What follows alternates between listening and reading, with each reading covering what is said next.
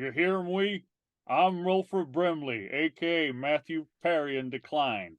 And I'm George Lucas, a.k.a. the man who raped your childhood. And we're back with more Ewok versions of your favorite songs, like I'm Walking by Fats Domino. Take it away, Wilfred. Walking with Brimley, walking and a monkey emoting. Do you hear me? The End by Doors tribute band The Endors. This is the Endor. Battle for Endor. This is the Endor. The Brimley Endor. And who could remember this classic public domain nursery rhyme, My Star? My star keeps me company and leads me through the night. My star watches over me and fills my dreams with light. Some things change, but some things shine forever as they are in the sky, shining high. My star. Look for it in your local landfill or storage unit auction. Fuck. It's the Ewoks, the Battle for Endor Watchalong! Holy moly. I thought for sure you were going to say, fill my dreams with fright. I mean, if it were an accurate representation of the film, that's what the Yes. lyric should be. Oh, man. Well, welcome, one and all, to yet another Everything Sequel Watch Along. Yeah. Today it's Ewoks, the Battle for Endor. That's correct. Thanks for... You had the inflection of a question there. I did. And I will answer you. You are correct. Because I realized, do I know the title of this movie? Sure. Yeah. Well, it's changed over the years. I've got a confession for you. I can't imagine what this could be. Well, we were recording for the regular podcast on an episode yet to be released. Yes. And you had mentioned something about the Battle for Endor. Yeah. And then referred to something in Caravan of Courage, which we watched just 1 year ago. Uh-huh. And I think I passed it off like, oh, yes. I don't remember. Oh, that's fine. I realized I don't think I remember much of anything from Caravan of Courage. You're in the best possible position. Okay. Because the mission of this movie is to make you forget that movie ever happened. All right, then. It's a more plausible narrative if you completely obliterate the first movie. Exactly. All right. Well, because I mean, I confided to you on off mic that that I didn't know if we'd have anything new to talk about. Yes, right. I remember that. This is the second year in a row we've done an Ewoks movie, and I thought, are we just going to be making the same jokes, the same observations? Is there anything new here? I did not need to be worried. Having seen Ewoks: The Battle for Endor, there's a whole new can of worms / kettle of fish going on here. Fantastic. We will not run out of things to talk about. That is for damn sure. And as a friendly reminder to those watching or listening, we, of course, the kind of blanket statement we have for these is Tom always watches it before we start. Yeah. And I don't watch it at all. And often I don't even know what we're doing until I show up. Yeah. I'm so excited to see your first impressions of some of the screenshots in this film. You got an initial reaction just when I brought up the poster on Disney Plus, which reminds me, everyone, we will be watching this on Disney Plus, so get ready. Yeah, and believe me, if you're Google searching the poster, don't go to the IMDb one because they've got a German language poster. And the first word on that poster is Kampf, which no, which underlines the So you'll get to that poster by two ways: researching Nazi shit or looking for Ewoks. That's that made me instantly uncomfortable. Those are your two roads to to finding the Ewoks Battle for Endor poster on IMDb. Holy Yeah, shit. so Yeah, that poster looked like it was a combination of trying to make the Ewoks dramatic, oh yes. but staying in the lane. I saw like a fuzzy white creature on the Yeah. bottom too. You're dead So on here. Yeah. so they weren't getting rid of all of Yeah. what we know from Endor. No, they're getting rid of, I would say, 90% of what we had in the last movie All right. in every respect. Now, is it the same kids? Well, we'll get there. We'll We'll get get there. there. All Yeah. right. I don't want to spoil anything for you. All right. Because I asked you prior to recording, you excited, and you went sure, which was a lukewarm response, pun intended. But I think you will be.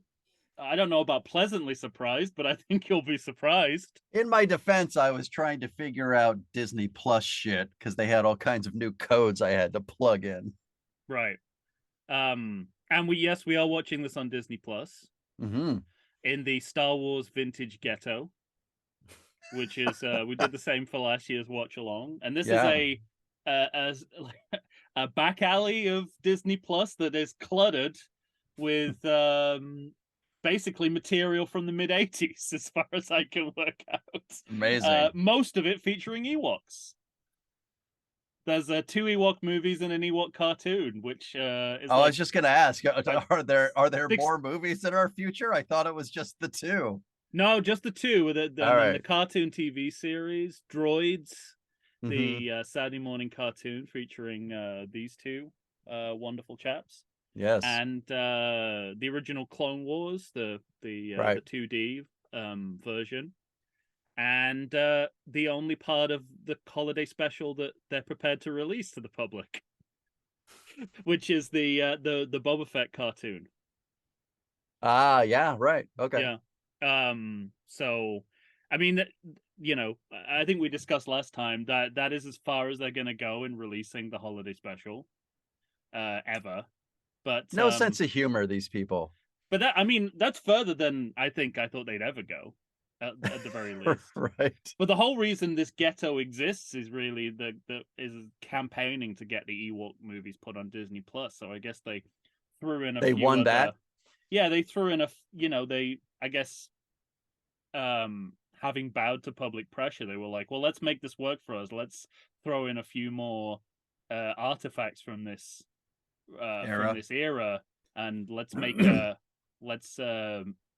tab of it. Mm-hmm. Make a drop down of it. Yes, right. Yes. And call it Star Wars Vintage. A sub brand of our Star Wars coverage. We'll put it way at the bottom. Yeah, absolutely. But I think it occurred to me the other day, this would be the perfect place to put the original versions of the Star Wars trilogy. Yeah. Pre-special edition. I mean, it's not going to happen. Never. No. But what Lucas is never going to acknowledge that that's the version that everyone loves and wants. But if you didn't tell anyone you were doing it and you stuck it there, like what would what would be the problem? So what I'm curious about is how far up on the agreement when Lucas sold all this shit to Disney was that stipulation? You will not. Yeah. You will not show the originals as they were released. Yeah. It's got to be line 1 probably from him, right? Absolutely, yeah. It's like a sticker on every page. Yeah. There's like a poster on every page. Just in case you forgot from the last page. It's the watermark on each page. And I bet even on that one, it sort of says you will not release the pre-special edition, aka good versions of the Star Wars movies. Well, here we are, November 24th, if you're tuning in to the premiere on YouTube, which we hope you are. And the release date's significant for 2 reasons. One, because we're pretty much dead on a year from the last Ewoks movie. Yeah. November 24th, 1985 versus November 23rd, 1984. So it's I don't know if they envisioned this as an annual tradition, but 2 years in a row, Ewok movies. What were they originally on one of the big three, like ABC, or? I believe ABC. I'm going to say ABC, yeah. That's what I thought. Okay. But also, it's the third Star Wars made for TV film released just prior to Thanksgiving, if you include the holiday special. So Right. this is the time of year you can expect to find Yeah, it's funny because below par Star Wars shit on your TV right, screens. because until this most recent batch of sequels came out, where we had at least one Christmas release. Yeah. Star Wars is always May. Right, exactly. But it's just funny to think about. Not for the Ewoks. The Ewoks are a Thanksgiving Day treat. That's it. Yeah, it's they're considered holiday fare. That's great. And we pick movies for this watch along. I'm gonna do movies for this particular. Yes, I think that's appropriate. That are difficult to categorize as sequels, so we avoid any overlap with our main feed. And we've basically got all the problems of categorization from the last film and a couple more. So we've got the Good fact that know. it's a spin-off of Return of the Jedi. It's an interquel between Empire Strikes Back and Return of the Jedi. It's also a prequel to Return of the Jedi because it takes place before the events of that film. So the extra, is it also a sequel to Caravan of Courage? Well, that's it. The extra layer is it's a sequel to Caravan of Courage, and if just its starting point, I'll say no more than that. Its starting point is we're picking up the characters and the storyline from where we left it. So you get at least that. What happens beyond that point is it might not be considered a sequel, but before, when we arrive in the film, it's very clear this is an aftermath sequel to Caravan of Courage. I remember a cave. Yeah, and this makes it this is the second prequel to Return of the Jedi. That's amazing. Prior to the actual official prequel trilogy, which is still a decade and a half away. Yeah. So this is once again perfect for our purposes. Oh yes, here. I mean it meets all of our requirements for sure. Yeah, and the sort of third requirement we have is that it's something that should be difficult to watch in some way, might require some hand holding, and again, piggybacking on Caravan of Courage, it did poorly as a theatrical release. There was continued criticism of how much it was leaning into the fairy tale aspects of Star Wars and away from the science fiction basis of the series.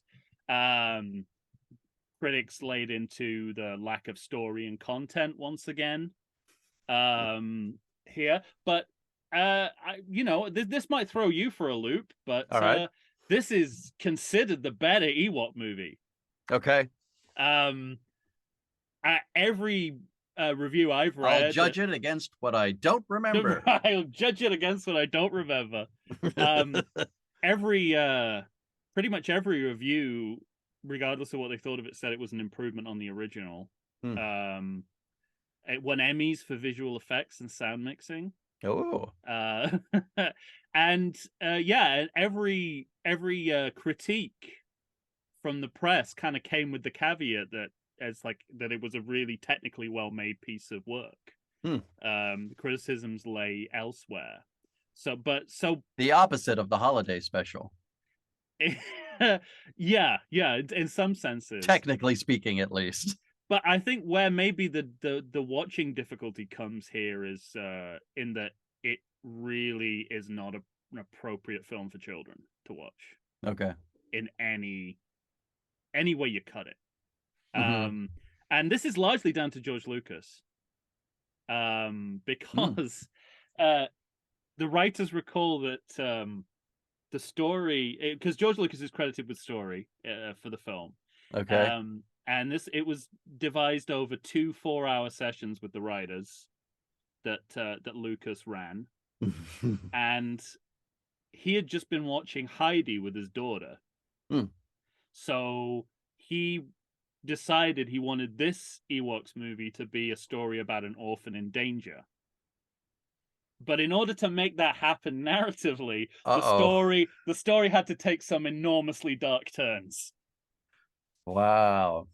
I also don't want to, don't want to gloss Some over of our heroes die in the first 10 minutes.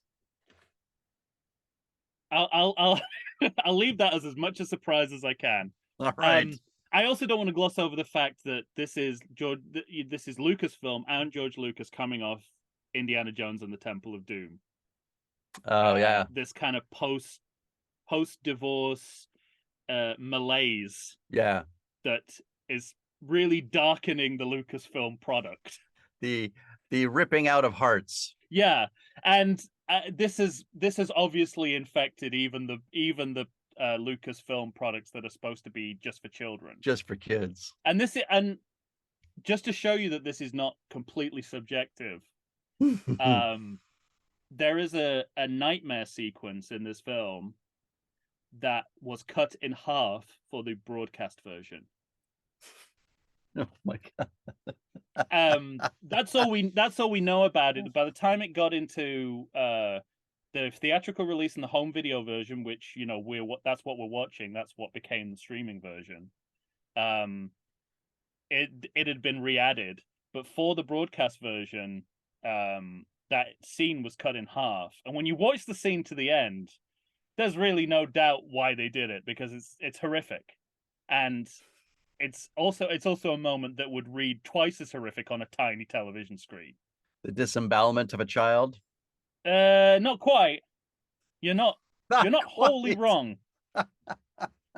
But we're gonna see the whole version, you're saying? So we're gonna see the whole version. You're gonna see the full horror of it, and it is an extremely horror-based film. It's also an extremely violent movie. I would describe the violence as non-stop in this film. Amityville 2 style?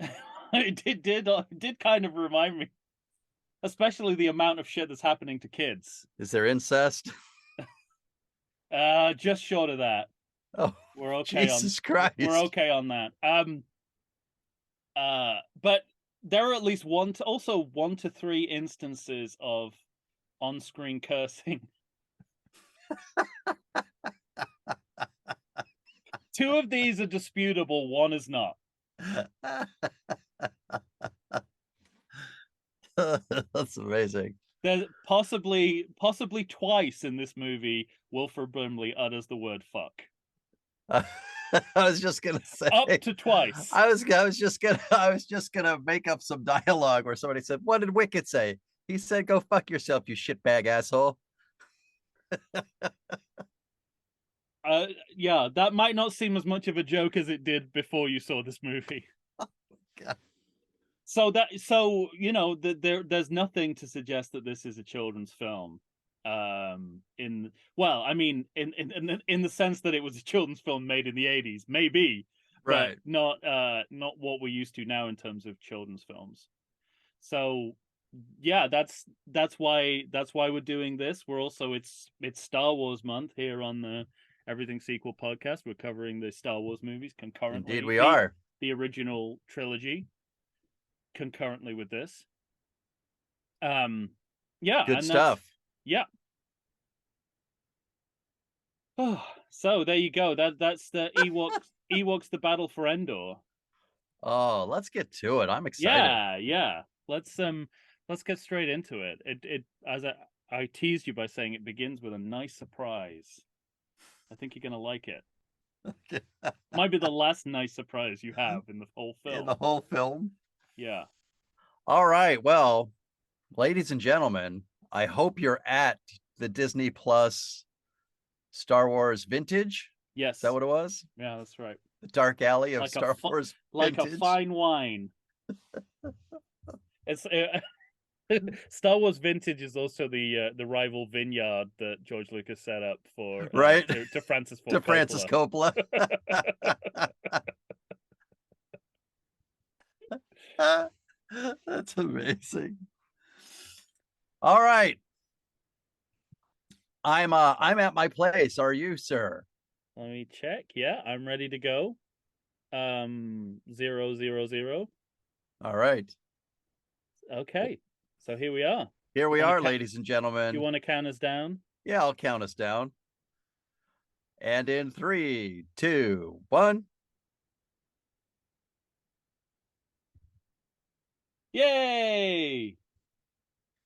It's almost worth watching to see the original Lucasfilm Right. Limited logo on a Star Wars movie on Disney Plus.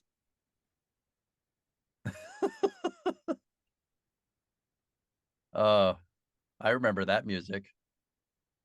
I love the pan down from the matte painting. Yeah, I was just gonna say warm fuzzies for matte painting. I would call it seamful. All right, so far I have no inclination that this movie is going to be as dark as you say it's going to be. Well, with all this frolicking in the woods to the alarmingly Star Trek like theme song, Yeah, I know, right? it's like the beginning of Star Trek V: The Final Frontier. Oh, Paul Gleason.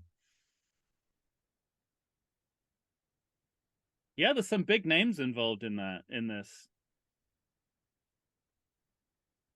And we're back with Joe Johnston. Joe Johnston. He Sean was still Phillips. mucking about at Lucasfilm. That's right. We'll get some even bigger names in the credits. So we got Wicked and Sindel, legacy actors, legacy characters. All right, now be honest. Did you remember that character name before you watched this? No. Whew. I remembered her as baby aerobics instructor.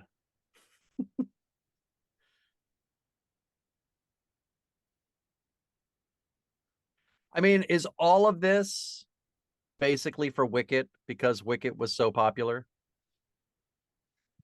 I don't know.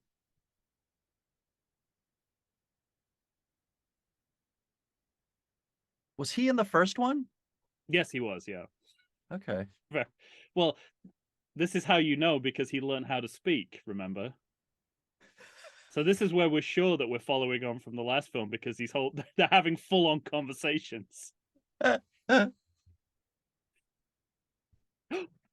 What? What? Now, I don't remember his eyes being that fucking terrifying in either the last film or Return of the Jedi. Not quite. No, yeah.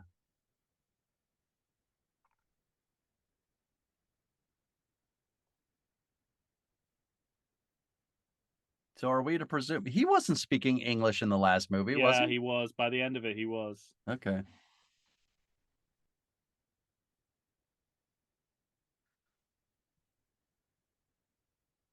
Wicket Go to School is a great idea for a pilot. Yeah.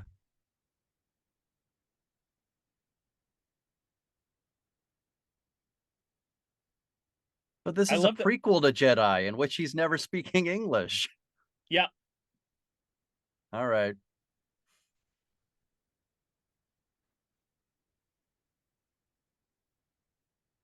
I love that she's about to leave like she's Han Solo at the beginning of The Empire Strikes Back. I know, right? And they're repairing the spaceship.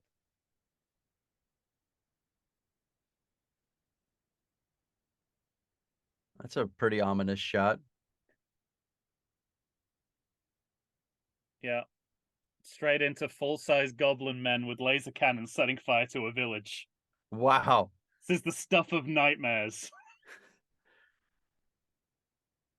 This is straight out of Conan the Barbarian. Can you imagine seeing this, like, as a kid? Instantly traumatized. Certainly if you were young. Oh, man. It was a different time in the 80s, Tom. True. Did you see that stop motion? Oh, wow. Passable stop motion. Yeah. It looks like something, a foreshadow of something that Lucas would put in the special edition.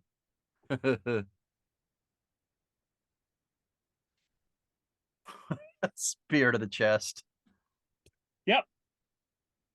Classic 80s family movie, non-stop violence, terror and destruction exacted on children and animals.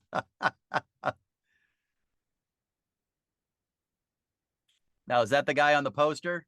Yeah. Tarak. Yeah. Tarak? Played by the giant from Twin Peaks. Ah.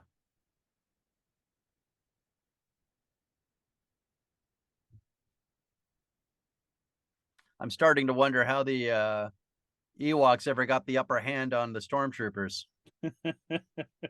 They're honing, it's a prequel, Mike. They're honing their skills. I see. They're building them up gradually. Return of the Mace. There he is.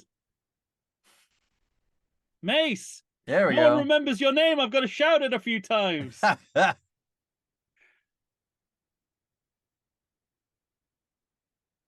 This is just a year later, right? I don't think it's even that in the timeline. He looks so much older. He does, yeah. And more violent. Yes. He's like firing blasters all over the place. Just go into the thatch hut. You'll be safe there.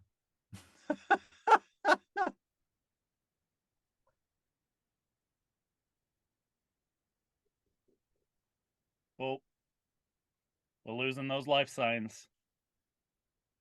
Uh-oh. Is he dead? They kill him. They kill Big Brother.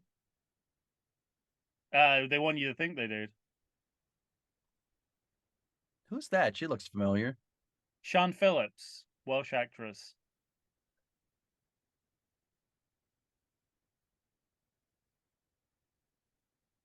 Yeah, they recast the father as Paul Gleason.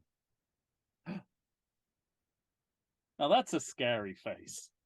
Wow. Looks like a rotting corpse.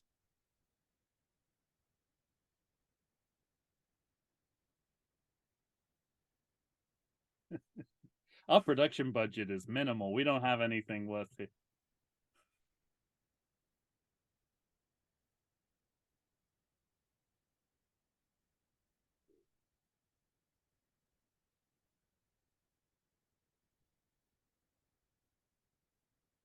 So seems like attacking the village is a waste of time since the power they thought was on this ship.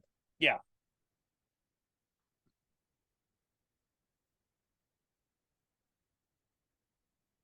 These space travelers can't catch a break.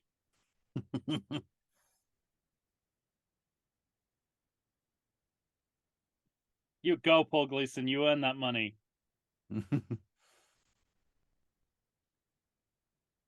Oh, wow. Yeah, we got a ring and a witch turning into an animal.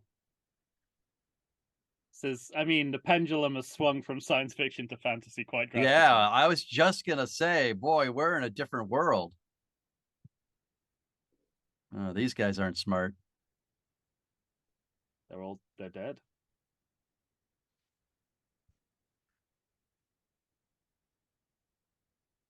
Wow. Are you scared because everyone's dead?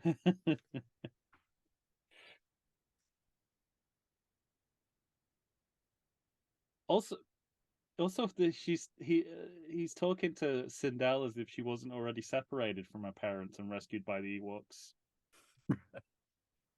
You know, conservatively a year ago. He could just condense it down to, you remember what you did last time? Do that again.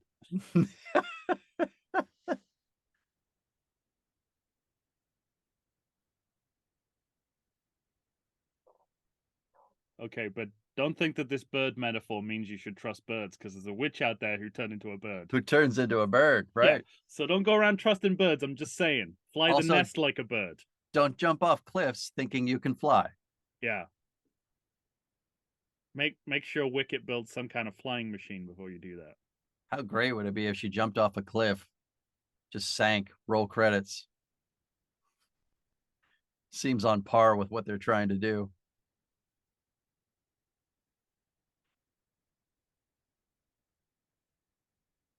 So having spent the entirety of the last film reuniting the family, they're all dead now.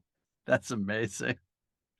I mean, props, right? That's a big swing. It is a big swing. I'm really not expecting it. I was expecting the rest of the movie to tell me that because none of them die on screen. Yeah. But I think that's more to do with TV censorship than it being a twist ploy. That's a pretty good shot there. Oh, there's some great shots. Yeah. There's your Joe Johnston second unit direction going on. Huh? There you go. I love these tiny hands of these little creatures. And them slapping themselves in the face. However, it is that kind of stop motion where, like, whenever the creature moves, the whole screen moves as well. Right. I think that's how you know it's not the best stop motion.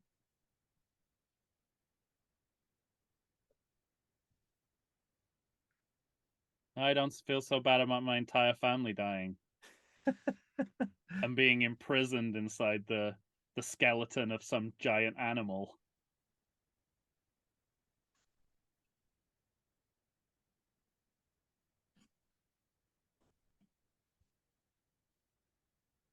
Stop motion, baby.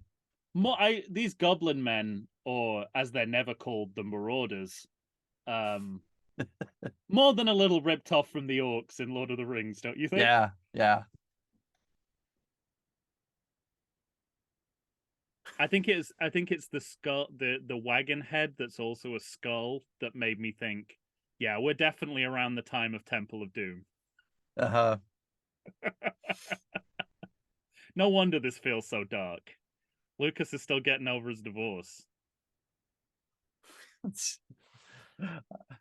I just imagine imagine doubly interesting that it came out of watching a movie with his daughter. Yes, right.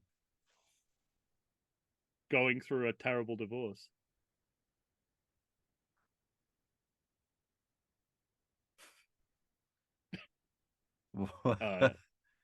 That's a dick thing to say, isn't it?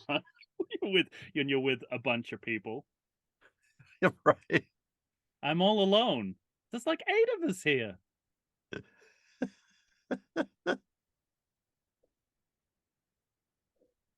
Buck up, baby. It's okay. They're all dead. You're with us now. There's a moment there where you don't know whether Wicket's talking into the camera or whether he just can't move his eyes Yeah. to show where he's looking. Any plan for the rest of us to escape? Nope, just you two? Okay.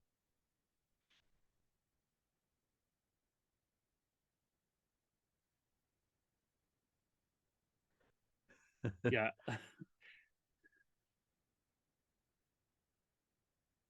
It's a good thing this thing's made of wood. Good job no one's checking in on us. I wonder who they'll pick. And I don't care about the rest of you, neither do the audience.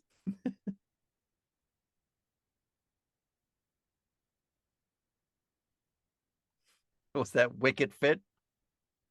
Yeah, of course. Yeah. Wicket fit. Wicked star of movie now. The rest of us need to do some sit-ups.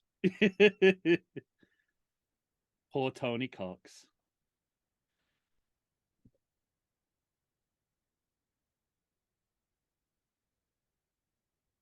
Nearly got crushed by a Phil Tippett creation.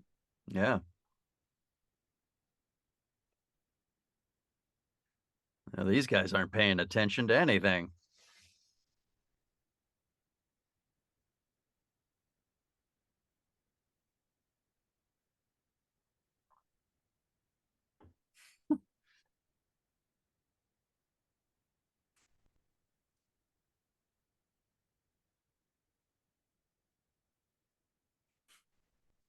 I like that they have basic adventure music over this. Yeah. Terrifying. It's like a library track called Basic. Wish to murder you, Chase. You might get your wish about them about jumping off a cliff. Oh, wow.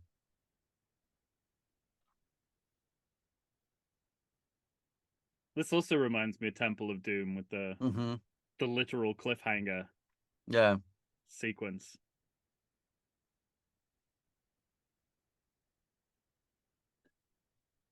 Kind of crazy how the violence has been continual since Yeah, the film it was funny. began. It's funny you say that because as they were running away, I was very surprised that they ended up seeing them. I thought, oh, you're going back to chasing. Yeah, It's nonstop. nonstop. Yeah, certainly a lot more happens by this point in this movie than in the last one. Oh yeah, for sure. It was a good hour before anything happened. Going down with Molaram and the crocodiles. Uh-oh.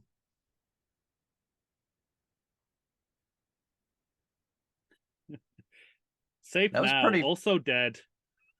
that was pretty fun though. That was a good looking shot. Yeah. I think they were using that back projection technology from Temple of Doom to good effect. Mm-hmm. We're not quite to the Die Hard No. standard. Although it also did not look like those actors knew they were going to fall. Probably didn't have time to read the script. Lucas was off to the side somewhere saying, yank him down. It's generous to think that he was in any way on the set. 2 4-hour sessions, remember? Done and done. Done and done. Hey, he came in the room and said, "Hey, we need to kill everyone because I'm having a hard time relating to my daughter. Bye." Mark it down as 2 4-hour sessions.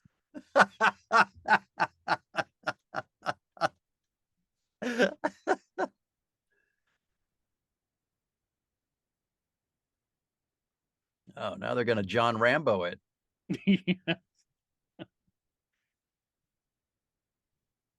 Oh, I'm glad she's finally getting. Oh yeah, Wicket's answer to every predicament: build a flying machine. This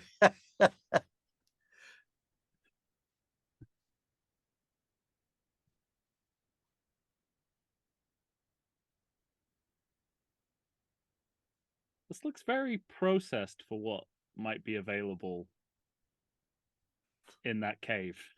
looks not too sturdy as he pulls on those poles. That's pretty impressive for cave detritus. Yeah, need some kind of electrical engine. If I travel far enough. I hope there's a propeller around here somewhere.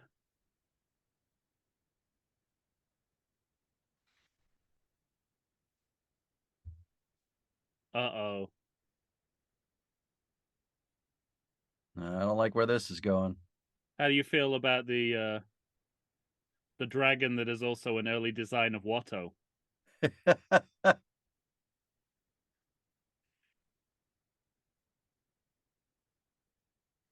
Here it comes. You know it's coming because there's a massive space left for it in the shot. Yeah. This is Wicket's Rancor moment right here. Yeah. This is where this is his Joseph Campbell hero's journey moment. And he's failed miserably. Oops. Hey, it's little Annie. Is he grabbing a skull? It's Sindel, my old style? slave. Oh, I don't think that toss was going to go that far. Yeah. Oh, that was very... This girl's getting her ass handed to her as much as Luke in The Empire Strikes Back. Yeah. Good job, he's got the flying machine. I think they did some smart filming there. You mean by their limitations? Yeah, because they knew the effect wasn't going to like integrate into live action well, so they did creature POV. Yeah, that's very smart.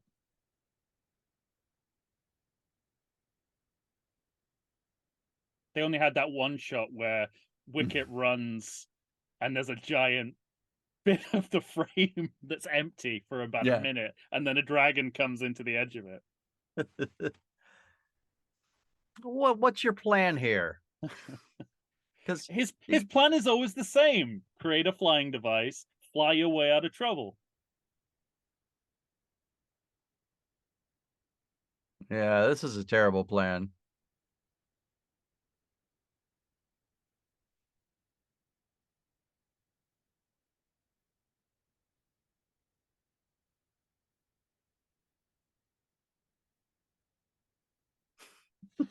This is amazing.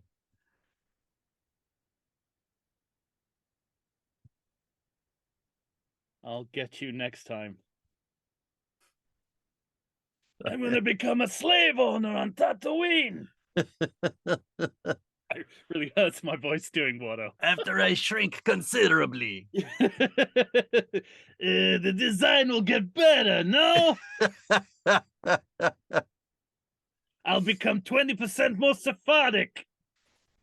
That was part of another 4-hour meeting where he said, what do we just remember that thing we had flying in the Battle for Endor? What if we just shrank it? Yeah. I caught Ewoks on TV last night. You know that movie I produced? And there was a dragon in it. I think I'm going to use it as I think I'd like to bring something like that back. a really important character.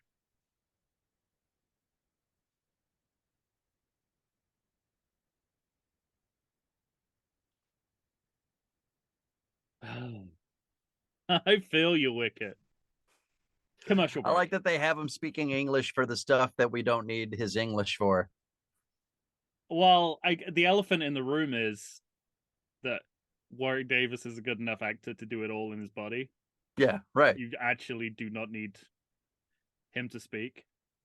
And given that it really screws up the timeline, I wish they hadn't gone with that.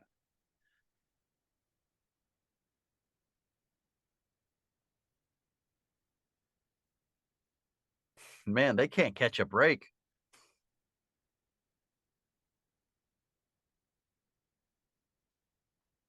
Yeah, it's a quick little bugger. I know. What's that is too mild. I think even though she's a child, I would have accepted. What the fuck is that? I'd have accepted the curse in that moment. So looks like this looks like the that's the little creature I saw in the poster. Yeah. Looks like a Japanese snow monkey. I always thought that this is what Yoda would have been like if he'd have been created in the prequel era. Mm-hmm. Oh, you're so right. Like, why is Wicket balking at his ability to help? Does Wicket know what he looks like? And also, this monkey is fast, so he's more useful than you are. Yeah. I was wondering if, like, Wicket's annoyed by the theft, or he's just jealous he's no longer the scariest / cutest creature in the film. Right.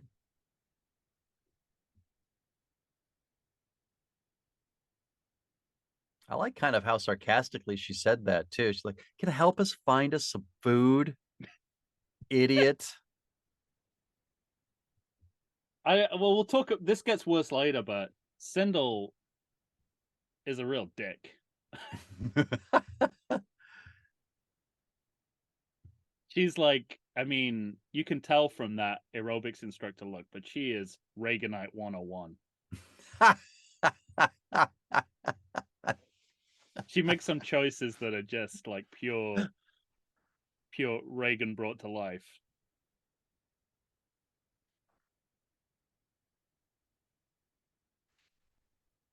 You think it's a house? Here we go.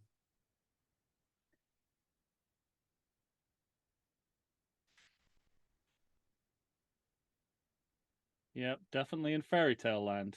Mm-hmm. What's that, a pizza oven? Probably. Certainly when you know who owns the place, that makes sense.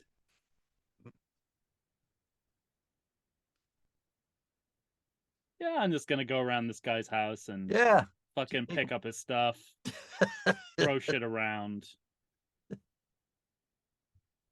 Terrible house guests.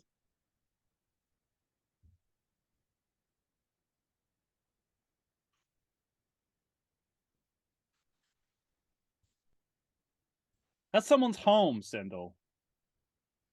Right. Maybe if,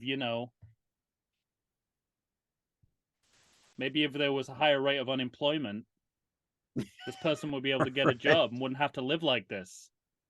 Sindel. Wait, what was that she just said? This could be our house. They're just gonna take over. They're just moving in. Yeah, they're squatting essentially. Fuck this fuck asshole or this fast asshole. Fuck this fast asshole. Fuck this fast when he wants to be asshole.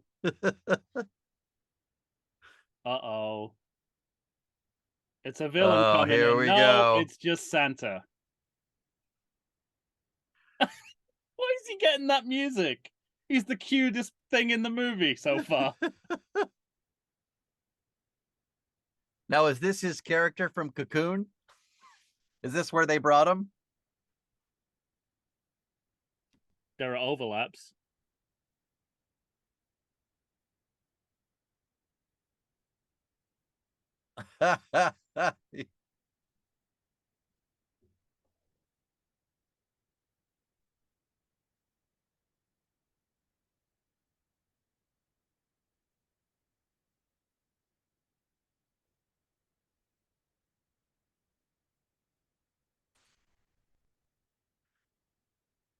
We cleaned the whole place. Skedaddle. It's a matter of degree, but Wilford Brimley feels particularly earthbound. Yeah. Like yes. It's up there with "I'll see you in hell." I think just Wilford Brimley saying things like "skedaddle." It's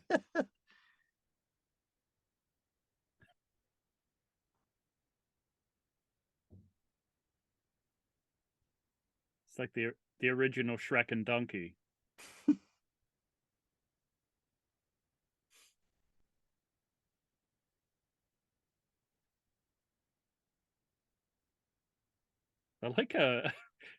I like it's supposed to be like someone like a man and his pet, but it feels like an abusive husband and his like triggered wife. It is, yeah. The way he like he shouts at Teak and he throws his bowl.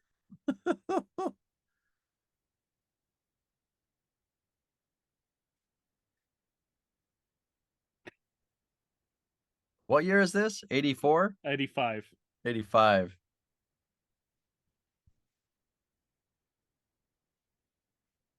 You made my dinner, woman. It's alarming to think that Wilford Brimley in this movie is as old as I am right now. That's all. I mean, he like anytime anyone does one of those, X is the same age as I am now. It's usually Wilford Brimley. It's always Wilford Brimley. Wilford Brimley is the X. He's like the X is constant, and it's Wilford Brimley. Because people talk about because he's Cocoon. looked like that for about 40 years. Yeah, because people talk about Cocoon because that came out the same year in 85. Yeah.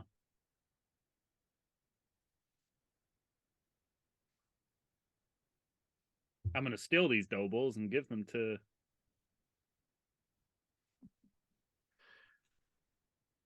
Wait, what? Does he have a pouch? Is he like a kangaroo? Where'd he put those? I don't know, in one of his monkey sacks. All right. Oh, he's got like a lot of. Because he's a thief, I guess, That's his deal. He's a pickpocket. He was introduced to us as a pickpocket. But he's one of the good ones. Yeah. As long as he brings food to white blonde children, he's okay. I love that they left, but stayed about within 20 feet of the house. Yeah.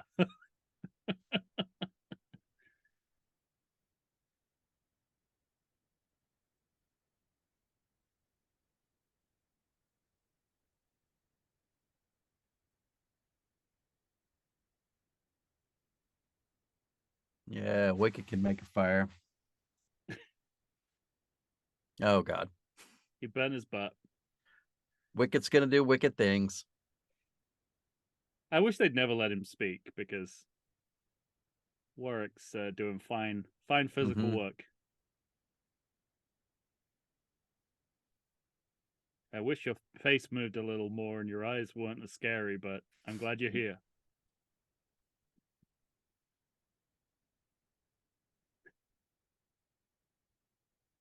Because all my other friends and family are dead.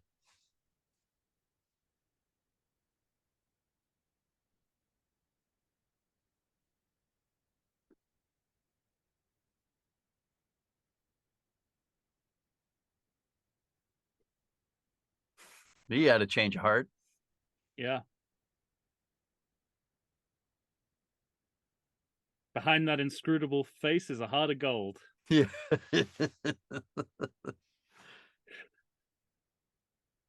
But do we ever really know what Wilford Brimley is thinking? Noah, did they say? His name is Noah? Yeah. There's a on another podcast on the Indiana Jones Minute, they talk about the moment in the China Syndrome where Jack Lemmon asks him for time off as a supervisor, and his reaction is so inscrutable. You don't know if he's in on it, if he likes Jack Lemmon, if he knows what's going on. Here it is. Here's oh, what's going on here? This is the beginning of the sequence cut for television. Uh-oh. You know it's a dream because it's in black and white. Right.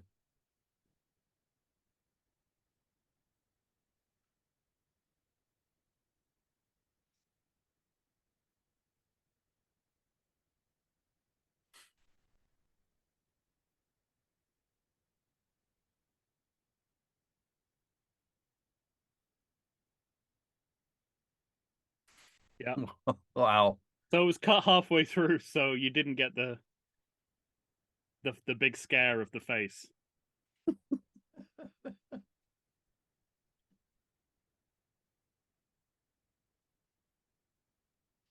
No one on TV saw it, but you had a bad dream. Don't worry, we're on a planet where we won't ever get old and we won't ever die. I'm going to look like this in 30 years. Do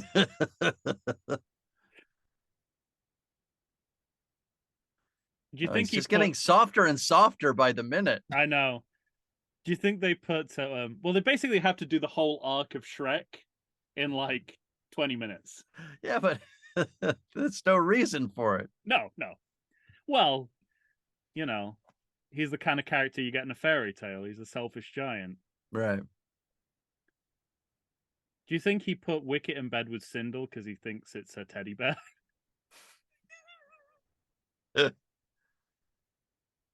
Another commercial break. If you're keeping track, all the commercial breaks so far have been nighttime passage of time.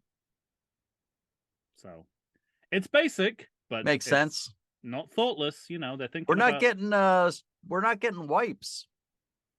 No, there's definitely one or two. It's interesting that they didn't use that literal cliffhanger they have as a lead into a commercial break, but yeah, right. I guess they want you to feel good going into commercial. And also, so you know exactly how many days have passed, because it's so important in a movie like this. Oh, you gotta know.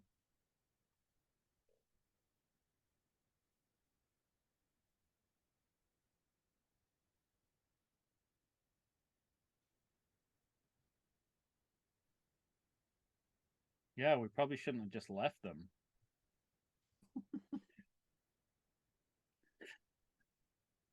What? Now, where's this castle? Yeah. Did you at any point in the last film or anything in Return of the Jedi did you get the sense that near that forest there was a castle with a king and a sorcerer? Nope. You think that would have come up? No, it changes the entire ecology and history of Endor, and it's a completely new genre.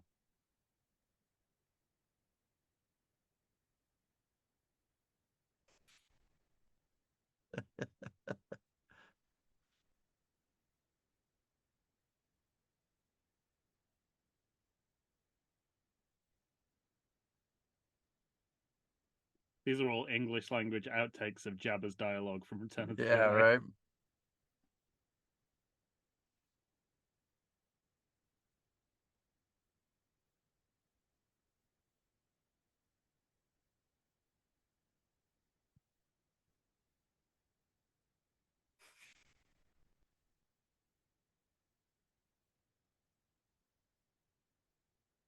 Oh, I think I picked the wrong side. Yeah. I kind of like from the very beginning, the movie sort of tracking that she's kind of like an unwilling Yeah. slave. I like it.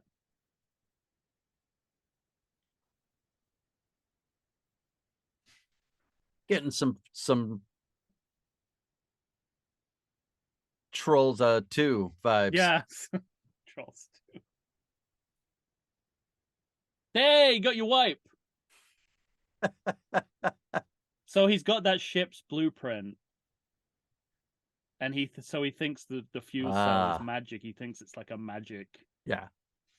I So understand what's going on. I Thank you know, very much. but in all it's interesting that the criticisms are that it's leaning too far into fairy tale, but the storyline is actually about science and magic colliding. Yeah. It's a bit. We've still got a little bit of science fiction in there, A smidge. a smidge. What's he do with his day every day?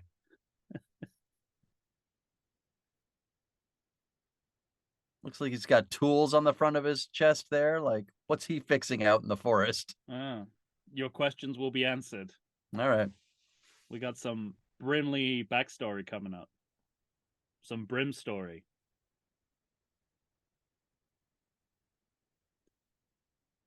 I mean, so far it looks like he just verbally abuses his pets. Yeah. His most important help.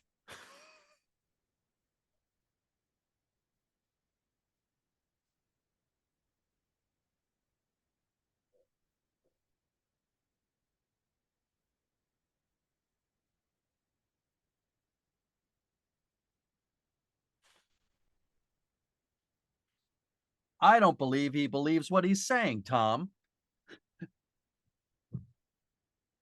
You hear him, we? Only Wilford Brimley could get that, add that extra W into you hear him, we? I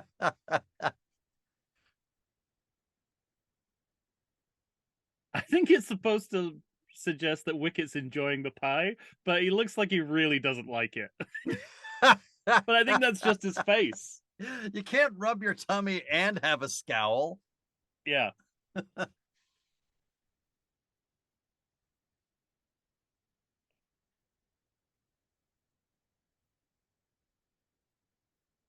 It's like one of the seven dwarfs got big and spent the rest of his life trying to enslave children and animals.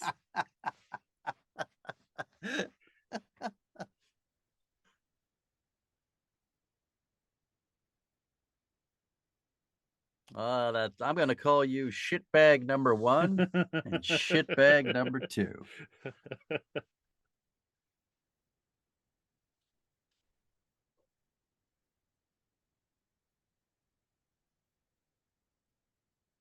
Oh, there was a wipe. Yeah, we got a couple. I get maybe they just forgot that they're supposed to be doing wipes because it's a Star Wars film. It's like, yeah, we got to throw in like twice as many wipes now. We've wasted a third pick of the up film. the wipes, people. Man at the station said he'd never seen so many Star wipes in a row. That's what you were asking. It's obviously on the minds of the writers as well, because Sindel just asked.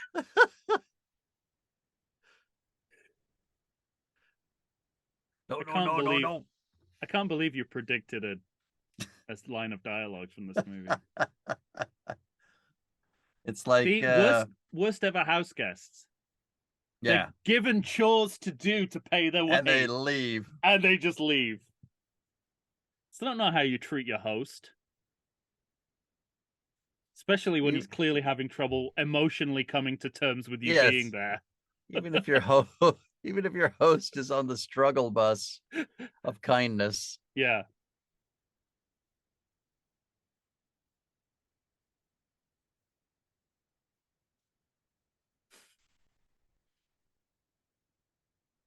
Oh man.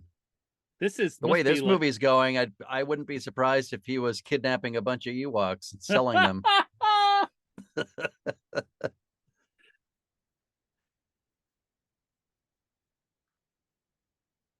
Do you think Wilford Brimley just did that for the cardio? Just did the Right. movie. We can't pay you anything, Wilfred, but you'll get your cardio in, that's for sure. Most of the film is just you walking.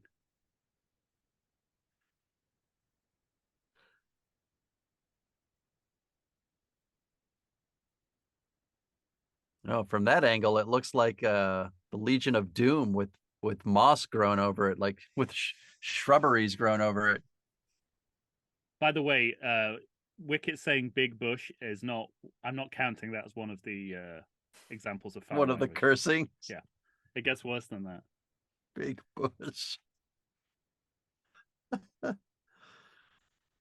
Later, He's gonna sneak in and see the witch in the shower.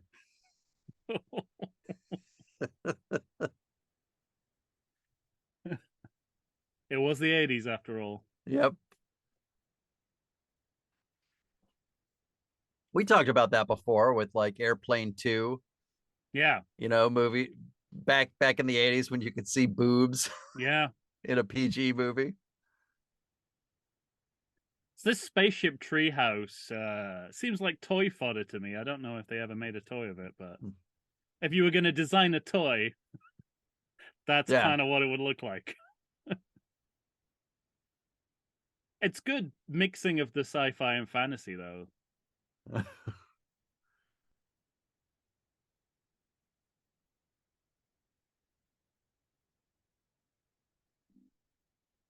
We couldn't help it. It's funny how that like they cut away before Brimley had taken the rope off the foot. I get the sense that that would have been a struggle.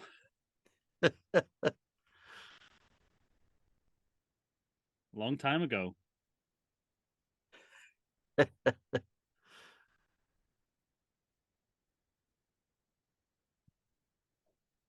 Tear it up. What? Wow. Doesn't even know how long he's been here. Leaves the door open for a Disney Plus series right there.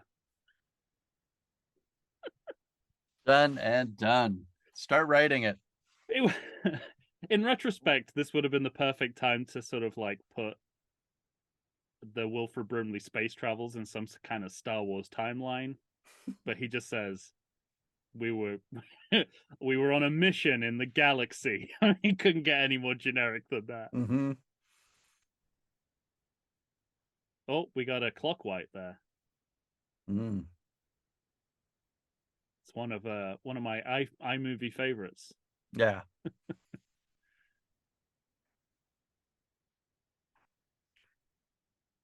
We'll just stay here and make music. Brimley's not even trying with the flute fingers. Look, he's not even trying to match it. Probably doesn't know what music is being played. I want someone to do a supercut of Billy D. Williams clapping on the wrong beat Yeah. at the end of Return of the Jedi and Wilford Brimley putting the fingers in the wrong time. Isn't it funny? Isn't it funny when you get set on fire? This is like the reverse of a Marx Brothers movie where they stop the comedy to do music. Yeah. This is like we're starting the music to do comedy. With that thing that was shooting around the room, though he didn't even have a moment of Wilford Brimley losing his shit.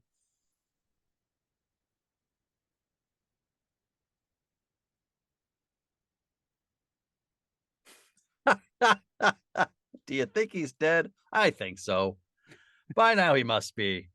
They're all dead. Yeah. I learned that from Star Trek 2.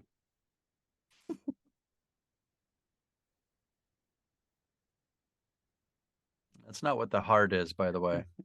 No, it's like. Do you remember the last thing your father said to you? I'm pretty sure it was, "Go find the Ewoks."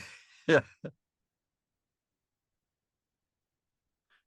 Then Wilford Brimley would be like, "What the fuck is an Ewok?" Right.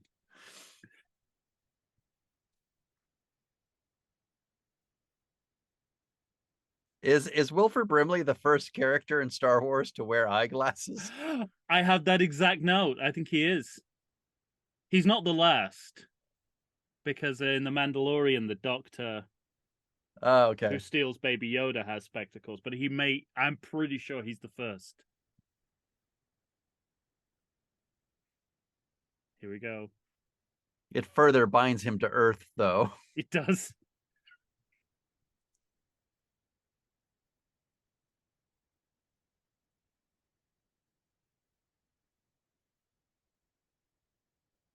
Something's changed, all right. Oh, that's a nice, genuine moment there with the song. Yeah, it deserves that Huh. golf clap. It's nice. Yeah, have Wilford Brimley react to it. It's nice. With their little public domain version of a number of nursery rhymes they can't afford. Right. Oh, she's a looking. Mm-hmm. What was the last thing your father said to you? Don't. It was either trust birds or don't trust birds. I don't quite Yeah. remember.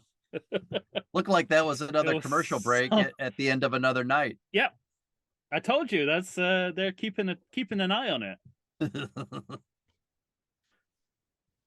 None of this fuzzy Star Wars timeline nonsense.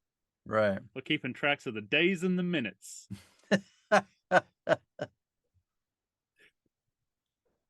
So, what's funny to me is like for a movie that's what, half over, feel No, tell me if what you really think. it feels as though we're Half over. simultaneously This movie's been half over for you the whole time. but it feels like, what are we going to do for another 45 minutes? And we've done too much in the 45 minutes. Yeah, no, absolutely. It's the illusion that a lot's happening. Yeah.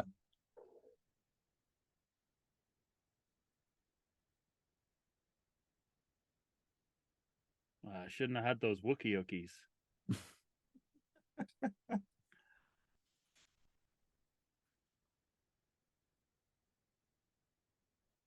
Is it like, how wouldn't you know what was going on from the way Warwick is playing it? Right. Like, what Yeah. does the audio do?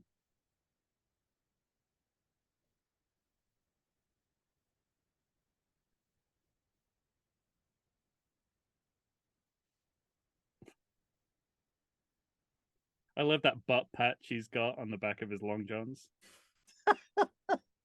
And on the elbow. Yeah, that's my shit hatch.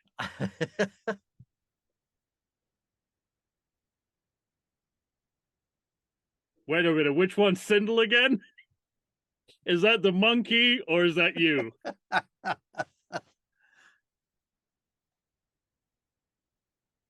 Oh, he got dressed fast. Very quickly.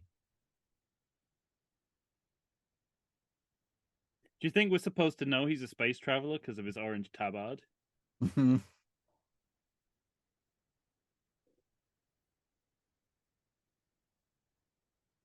This is about when I realized that the family really did die. I feel like we would have addressed it by now, right? But up until this point, I was like, we You didn't were see still hopeful. Yeah, I was like, but because I can't believe that a kids movie would have such a high body count in the first 10 minutes. They killed 3 major characters 5 minutes into the movie. I'm not confident that this dynamic duo of Wilford Brimley and Wicket And Wicket have the speed to catch up with Sindel. Save the day.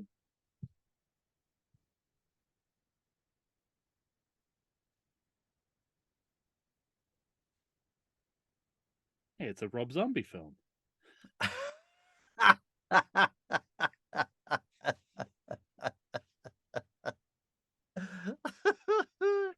My, In your near future, friend. In your near my name, future. my name is Michael Myers' mother.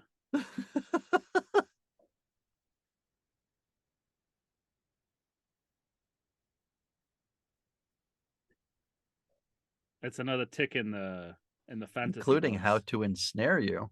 Yeah, the White Witch and the Siren Song. Yeah. From the Odyssey to the Wizard of Oz.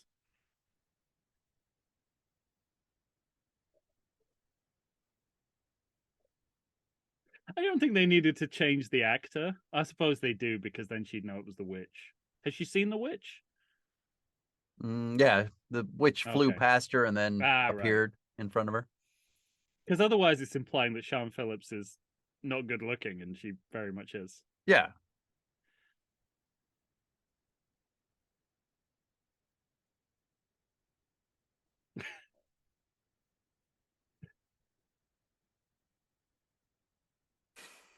Now, was that like a puppet on the horse, or or did they really put that little girl on top and speed away? It's It probably. looks like a puppet. I have a feeling they got one of the little people to do that stunt.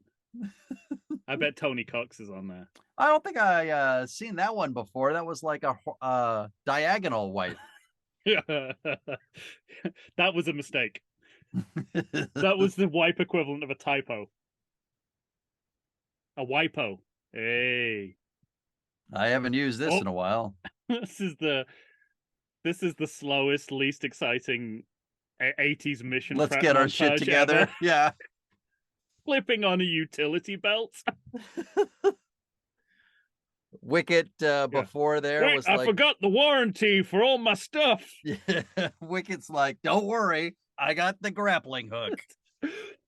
Why are they? I mean, I know why, because otherwise the camera wouldn't see them. But they're gonna go slower if they move diagonally Mm-hmm. back and forth. They just want to go in one straight line.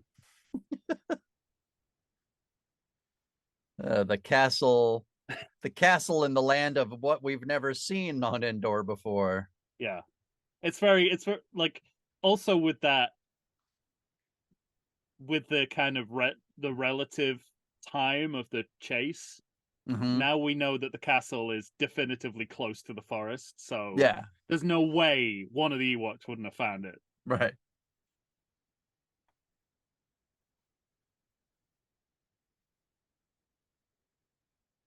All right, tiny, tiny, tiny little girl, explain this sophisticated ship part to me.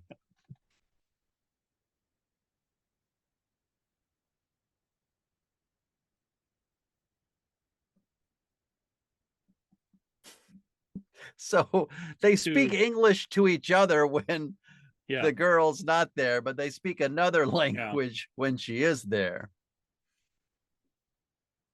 This is too scary for kids. This voice and this face.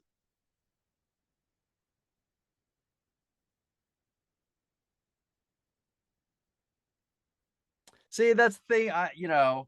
Because of the time it was made in, I don't think I would have found this too scary. It Yeah, was just different then.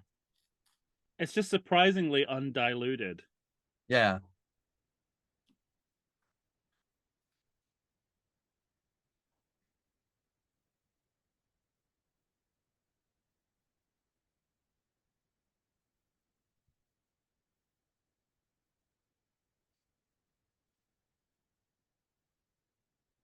They say all good fantasy lies in between science and magic. That's what this story is. Yeah.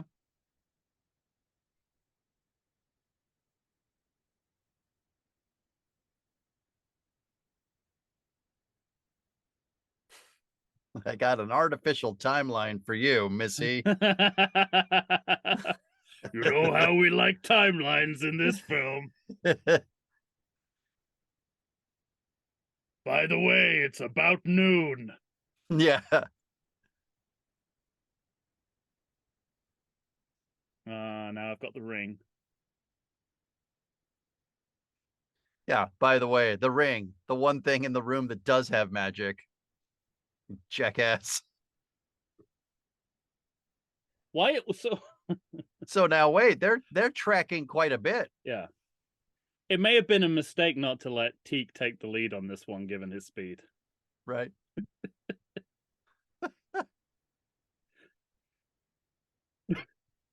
It's already the slowest rescue in recorded history. Don't tell someone to slow down.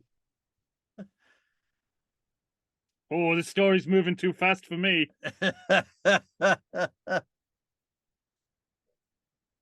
Good job we've got these sticks, which are actually making me go slower. Mm-hmm. Get how slow Wilford Look Brimley is moving. He's going backwards in time. He's moving so slow. It's like he couldn't even get his hand up on that rock to steady himself.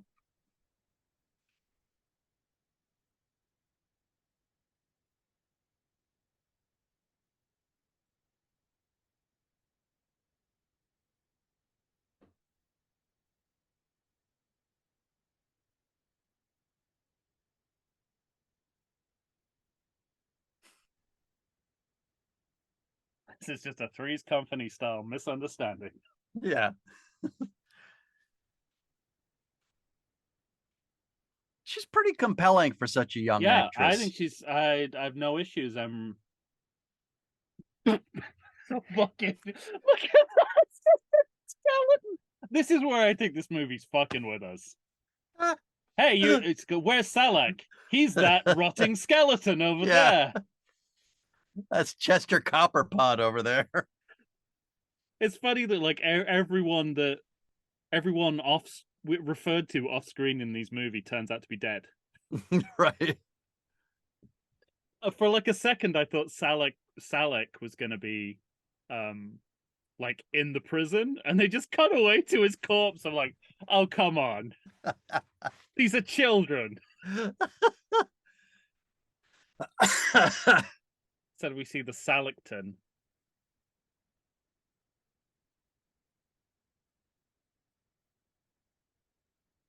Oh man.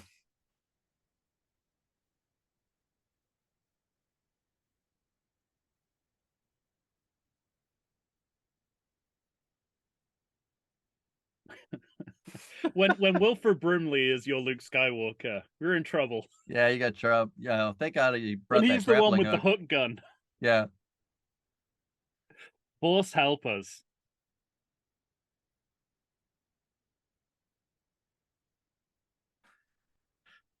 So I'd like them to swing across, but then just fall in the water and roar. Yeah.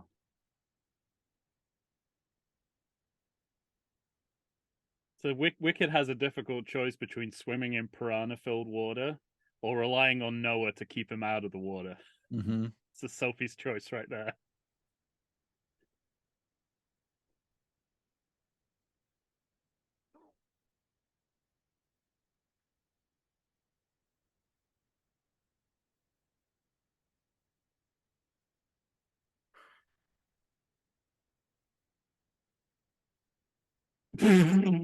Oh man. I didn't say I wasn't gonna kill you. Pull me up. I like that exactly what I said would happen happened. Yes. So what happens when Wilford Brimley tries to get a bear up a zip line? Yeah.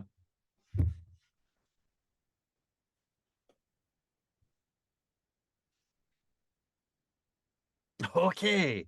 Now I'll go down there and you go up here. We got to keep the fox and the chicken separate. So the fox has to go over on the boat, and then now, the chicken. Exactly.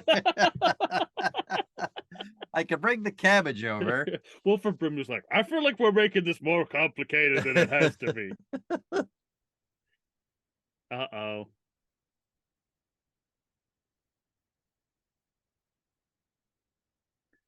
Let's do some slapstick to get him out of this predicament. They're gonna push him over. Yay! Funicular rope. That got us where we needed to be. I don't know if it's worthy of a commercial break, but well, one step closer. You know, I think that is I think because of what happens later, that is another nighttime uh ellipsis. Yeah, but we're still at night, right? Yeah, well, no, we're inside now. We don't know. Next time we go outside, it's morning. All right. I think that was another. I think every time there's a commercial break, Wow. everyone goes to sleep. They've been wandering around this corridor for That's because a whole the first night. audience to watch this couldn't get past each initial break before wanting to go to bed. I don't know. I'd say that about Caravan of Courage. I think they'd be too traumatized to sleep. Yeah. Yeah, this is feeling very orcish, Yeah. at least sound wise. I don't recall ever seeing the orcs sit down to dinner. But that's how it will probably go. Yeah.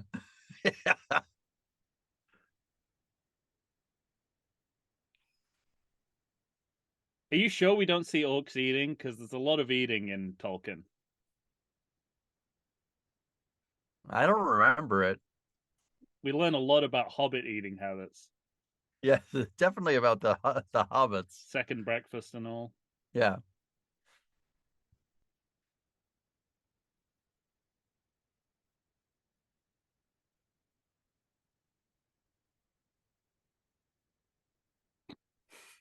There's just no pretense for Brimley to be quiet in No. front of all of these creatures. I think what when one of those marauders sticks something in a electrical fire, I think it's supposed to be like make them seem funnier. This compounds how Yeah, right. I was horrifying just they gonna are, say the same thing. Like now they're going for jokes. but they just seem even more horrifying Yeah. because now they're dangerous. It's convenient that the species they want to pose as is exactly the height of an Ewok, a monkey, and a humanoid.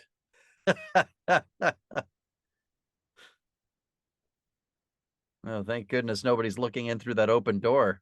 Mm-hmm.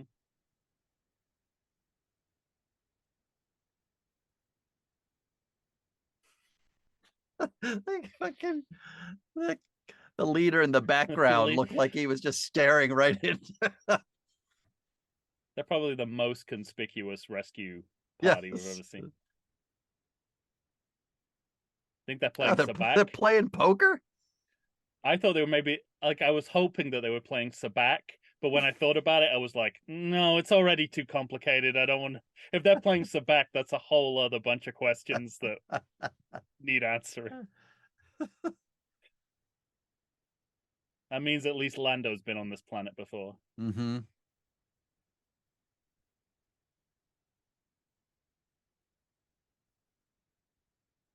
But go fast. Yeah, do that. Do that one thing that's stopping me from killing you. Yeah. That one behavior of yours I can exploit.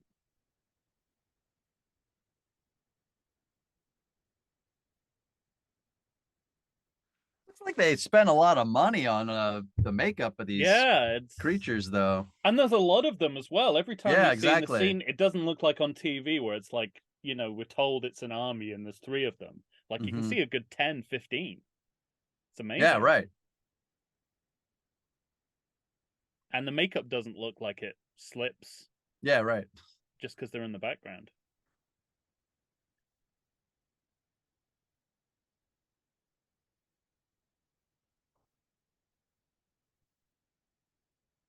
You'd think the rescue mission would like pick up pace when they got in the castle. Because Teek's now in charge and he's known to be fast. If Yeah, anything, it's not so slowing much. down. It's like they think we want to see some kind of Mission Impossible style Oh, look at that. deconstruction. Putting a little something up his sleeve. Fair and square.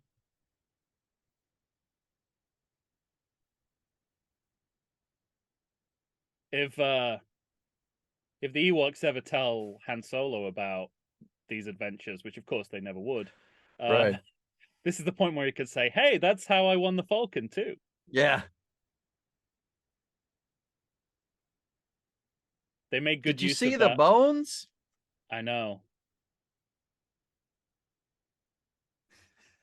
even Oh, even the come together hug is yeah, slow and not yeah, timed to the yeah. music. That Ewok war cry from Return of the Jedi got a good airing.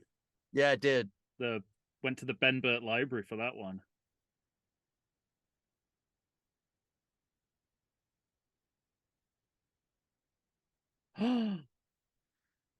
You little Reaganite bitch. I decide what morality is. I'm the human after all.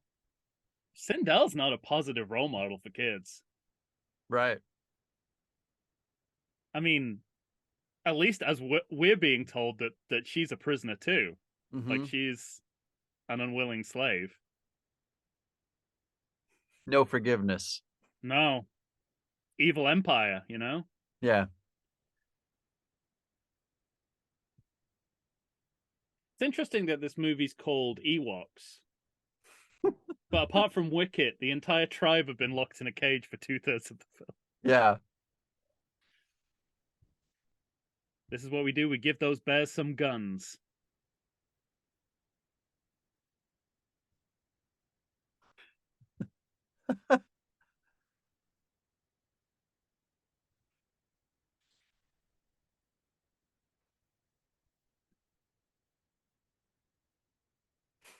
That's quite an alarm. Yeah. I wonder how long they had to film little people in bear suits running around the corridor of a castle to Right. make those shots. Keep running, Tony.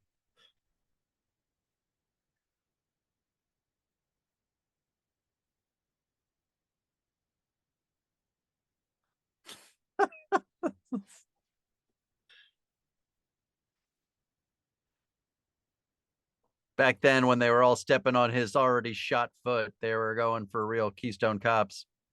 I thought he was gonna like do some magic thing where like Beetlejuice style and Yeah. draw a door out of chalk, but no, he's just gonna blow up the Just wall blow it up.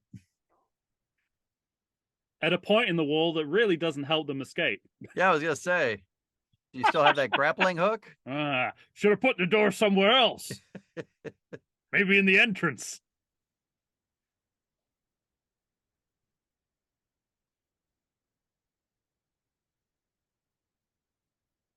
Like the Ewoks are not using their usual guerrilla tactics. They're just No, shooting. yeah, they're all into lasers now. Their civilization has been ruined. What do you know? Yeah, we just fire guns now. Which makes me wonder why we don't fire guns in Return of the Jedi. Right.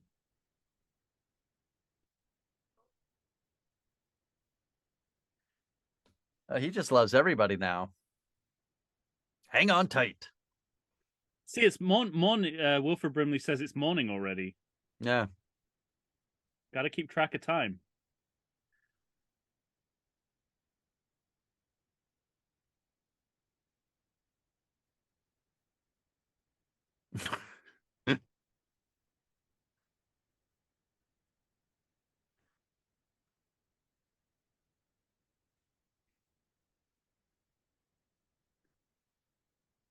He was he was dead when I got here. Honestly, I didn't cause his death.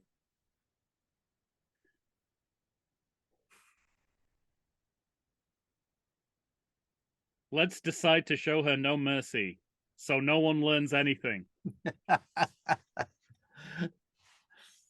Lesson not learned. They're just firing guns. They're evolving at an alarming rate. Yeah. If they're just firing Before guns a at Jedi. people. Yeah.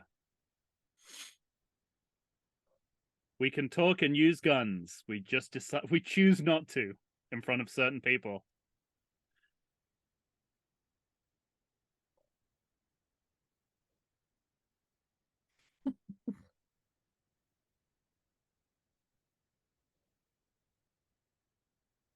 Oh, that was weird.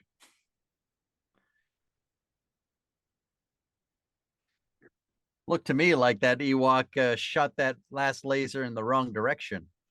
Now, some people say that they can hear Wilford Brimley say, mutter, "Let's get out of here, you little motherfuckers." But I suspect that one is erroneous. I think he's saying, "Get out of here, you little buggers," or "bug lovers," because he does use that phrase earlier in the movie. So that is the least credible of all the swearing claims, but it gets more compelling.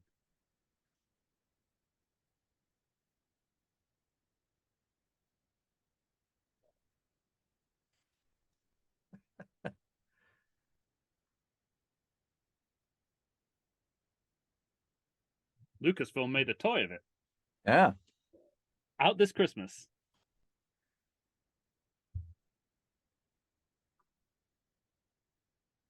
Hilarious. Yeah. So you might say I'm nicer than that little girl, even though I'm the villain.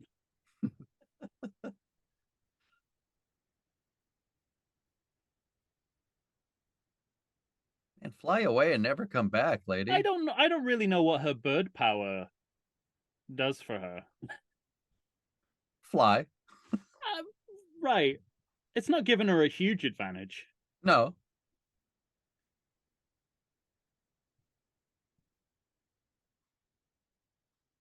I've got old man Tourette's. I'm just saying everything that we're doing. Oh, look at that. Hot and cold sandwiches. Anybody want some good for your heart oatmeal?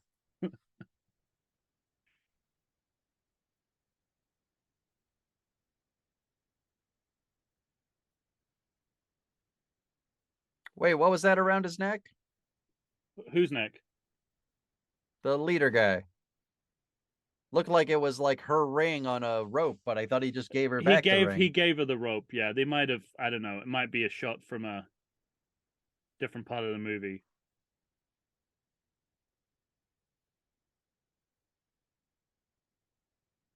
Yeah. This on foot pursuit has a more than a little Battle of the Planet of the Apes about it. Yeah. And for exactly the same reason. Are we going to see a school bus? Budgetary constraints.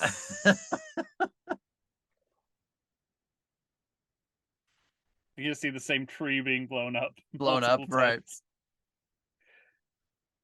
I know they're not lacking for people, are they? They've got plenty I mean, look at that. Plenty of extras.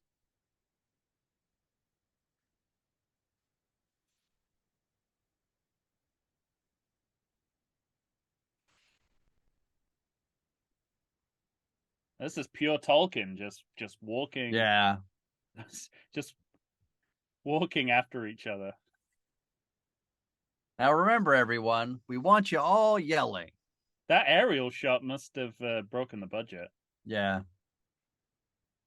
That literal bird's eye view. There were no drones. No. They're literally like, let's do a literal bird's eye view of this from a bird.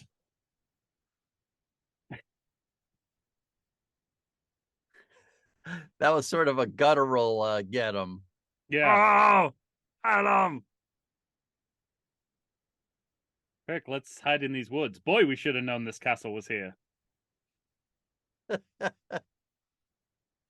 an Ewok on crutches. Oh, I missed that. I don't suspect they'll be able to move. Oh, there you go. Yeah.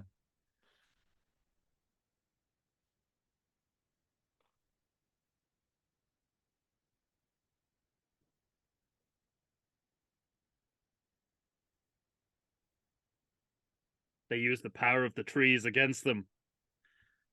The power of loose branches.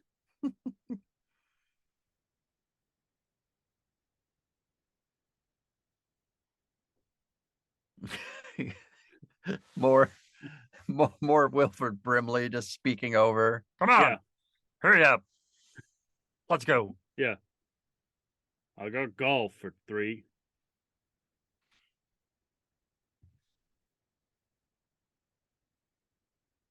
I'll I'll choose this particularly thick brackets to walk through, where there's clearly space on either side to go around it.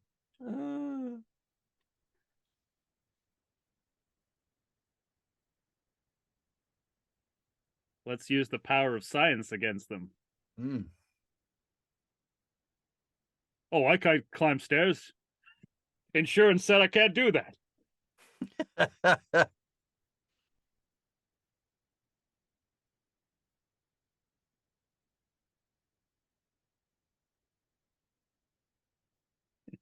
I'm not going to learn their names. Life's too short. What's that little one that was staying with us? Bring that little shitbag. Where's that monkey I used to abuse? This is it coming up here. The alleged fuck.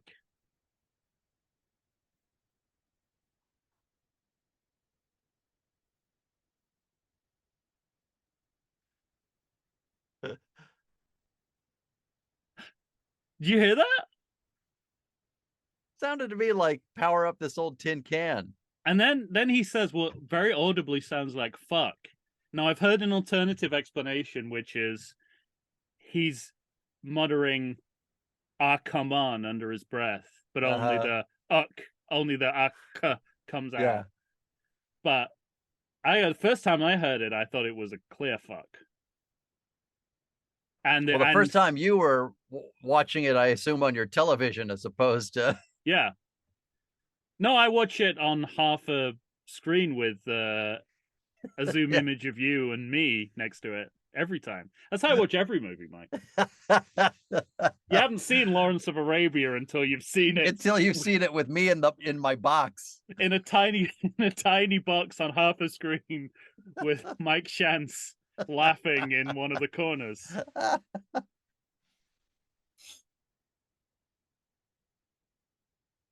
Yeah, you already said that, Wilfred. Kind of sounded like he was saying oogly. Oogly. Oogly. I'm a little confused about why the Marauders are so affected by the trees. Right. They appear to have been living on this planet for some time.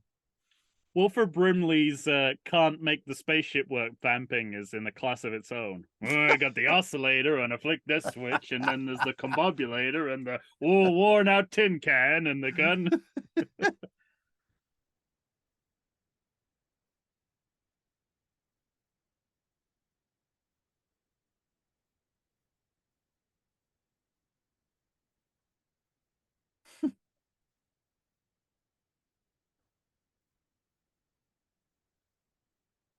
All right, here we go.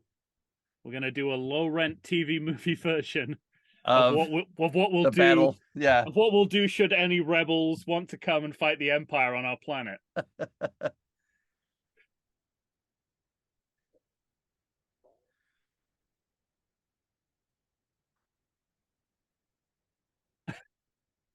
Oh, wow. Got to tell you, I'm colorblind. I should have been more specific about which red one I meant. It's very disconcerting how much the Ewoks enjoy the violence in this film. So it's the same in Jedi. Like, the crueler it is, the better time they're having. Just look out, wagon wheels. Yeah. Only one though. We only can afford one log.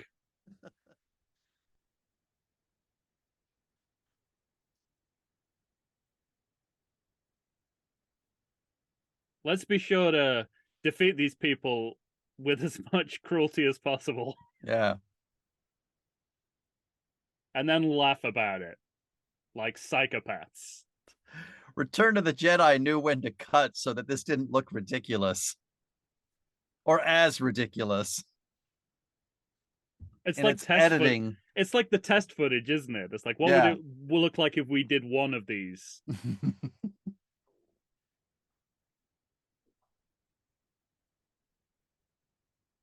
I think there are some shots from Return of the Jedi sneaked in here.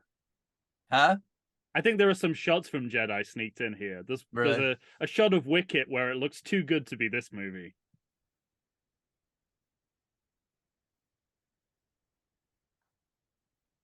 Oh, now that was a good idea. I liked what was that? The little ray gun they had attached to the tree was kind of cool. They Yeah, could have used that in Jedi. they really could. Could have used, they could have. Oh yeah, Oh, let's torture some animals. How why don't right. we? It's not like we're animals, and this is Yeah. basically cannibalism.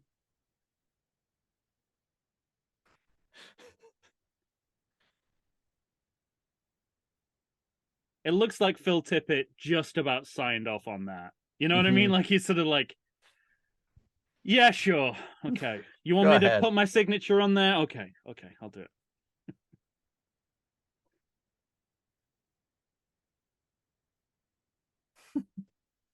Ah, there's one rock for you.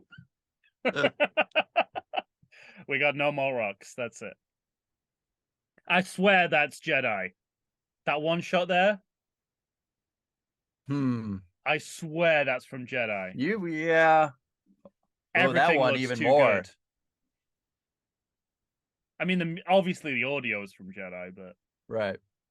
there was a visual there, and Wicket's fur looked better. Uh-huh.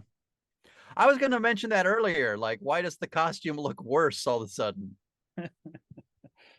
Improper storage? I don't know. Yes. We've had that problem with. Underneath Kathleen Kennedy's bed. Yes. Well, that's what she did. I mean, that's what happened with the Yoda puppet, right? Right. I mean, not literally the Deborah Hill, but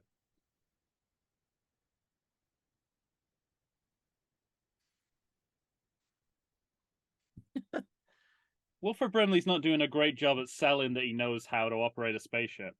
Right. He's just flicking the same three switches. Yay! Gold, I tell you! We found gold! All right. What's the first thing I'm going to do? Kill some people. Of course. Let me get to the callback window.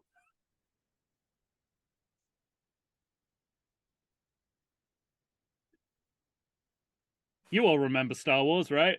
Right. But with one crucial upgrade: flamethrowers. We're the good guys because our lasers are blue. I love that Wilford Brimley's ship has a flamethrower in its armory.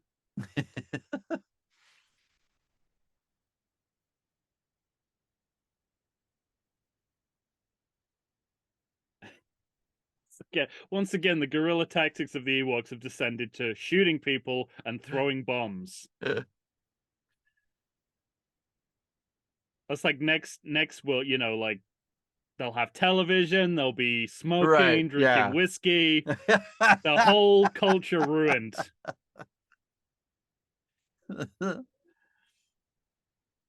I don't know, man. What do you want to do? Should we get some food?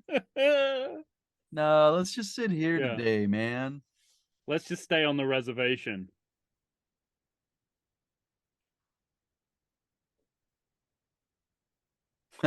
Why are you all running away? Oh, that was the same exact shot of the Yeah. bomb flying. Take that, you big tall lummox. It's exactly the kind of old timey gibberish one expects from Wilford Brimley.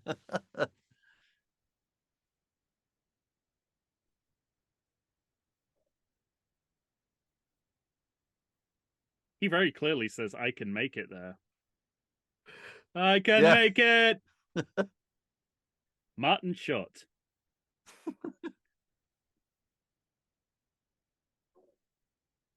Wicket's hanging from the rope again.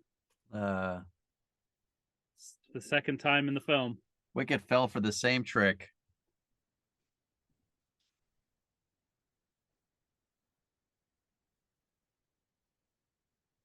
Or Reggie?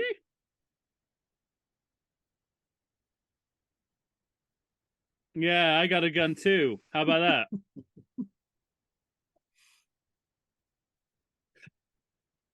Don't tell me that's not an Ewok saying shit.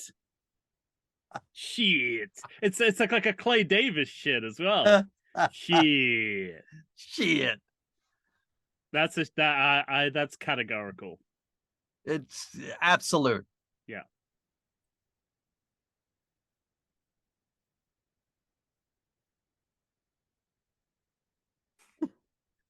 Not as hurt as those people that I killed. Yeah. You, Ewok. I don't know if we had the conversation when we found out you were Ewoks, but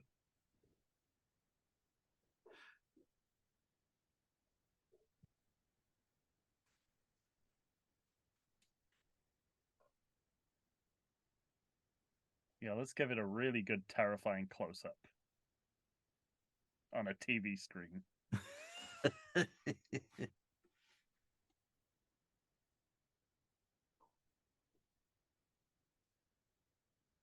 Is this where I tell you she's not mine?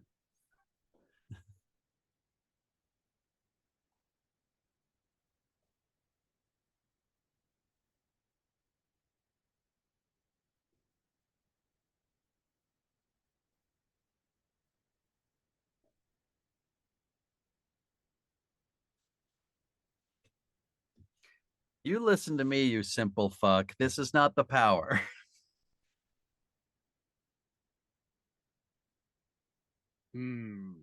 I'll definitely beat him.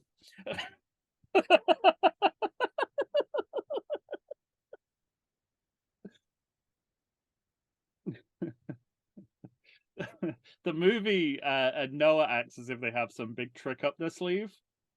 Let's find out if he does. No, he's just gonna wildly wave a stick.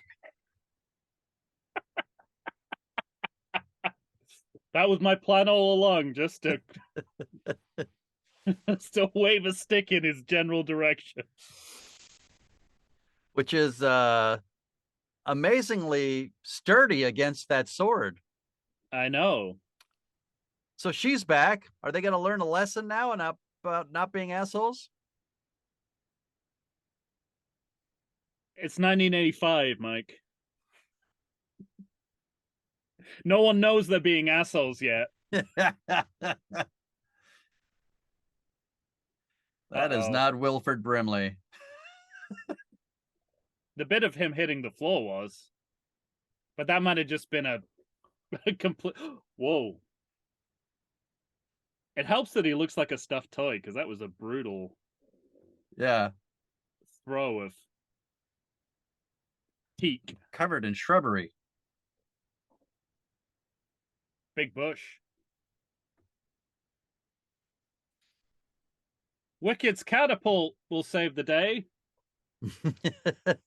Even though he has a terrible record at hitting himself in the face with a catapult. Yeah. Although that hasn't happened yet. Is that her? Is that the ring? What is it? I have no idea what is happening. Why this is happening to him. He had the power all along. Ooh, that's a pretty good looking effect. Yeah. Pretty gruesome after effect as well. Yep.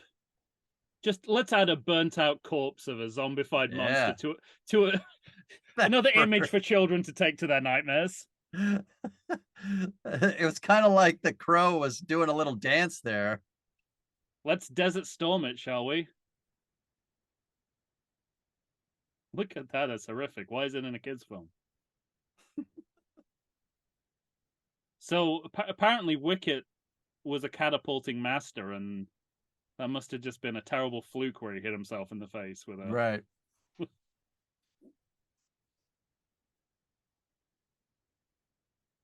I don't think he knew to hit that thing on the necklace. No. No, but the only other time we've seen him use a catapult, he hits himself in the face with it. In the face, right. And now we're going to leave you forever.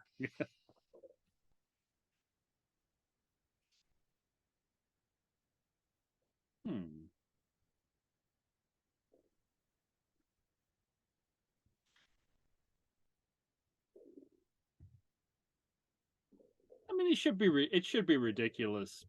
Wilford Brimley saying goodbye to bear and monkey puppets, but I find it quite sincere and touching. Yeah.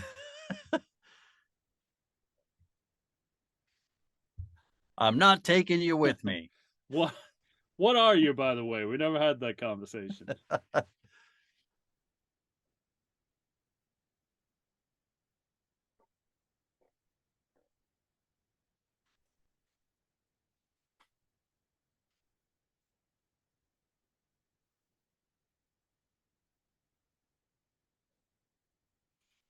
Something about when a flicker of emotion goes over his old inscrutable face. Yep. It makes me want to cry.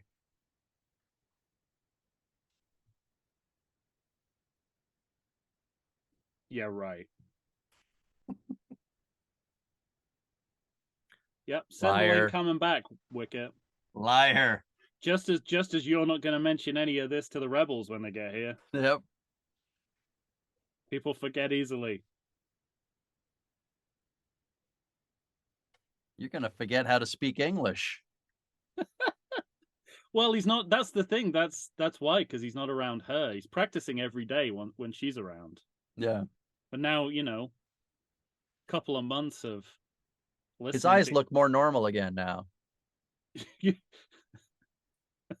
Maybe you just have to have some distance. I think that's distance is your friend. Helpful. Distance is your friend.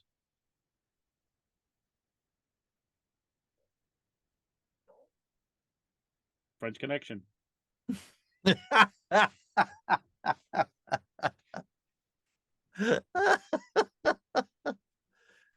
Been picking your feet in Poughkeepsie. Yep.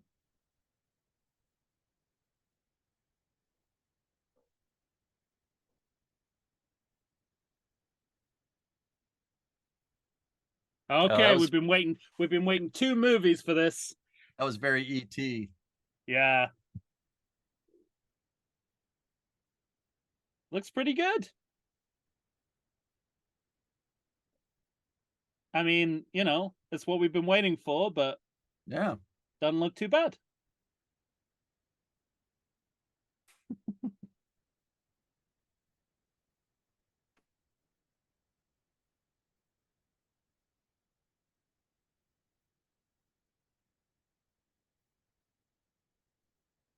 They snuck a little of that John Williams diddle yeah. in there.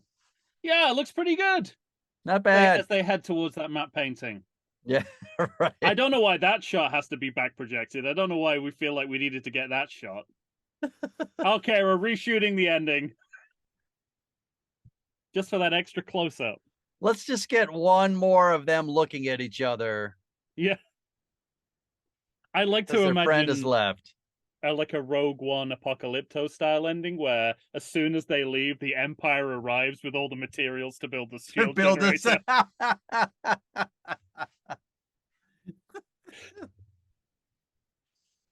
Oh, that's great.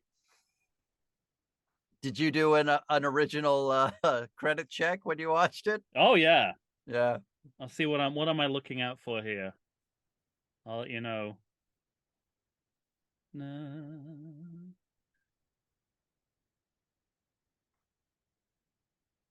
Oh yeah, still photographer.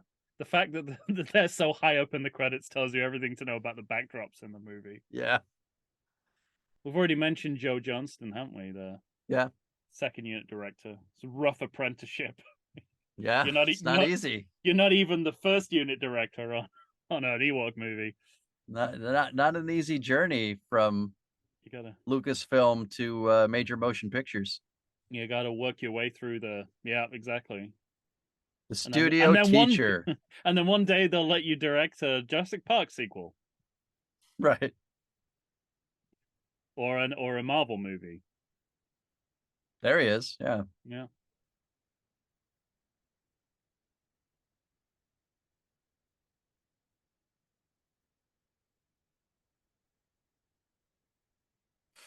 Sprocket Ewok systems. and Marauder languages. So someone was responsible for the alien languages. These are the people who are putting cursing in under the radar. Right. That was their job. I like the name too. We got Phil Tippett supervised it all. Yeah, of And course. there's lots of big ILM names here, so it's not the B team. No, go away. Go away, trying to make me watch Caravan of Courage. Hey.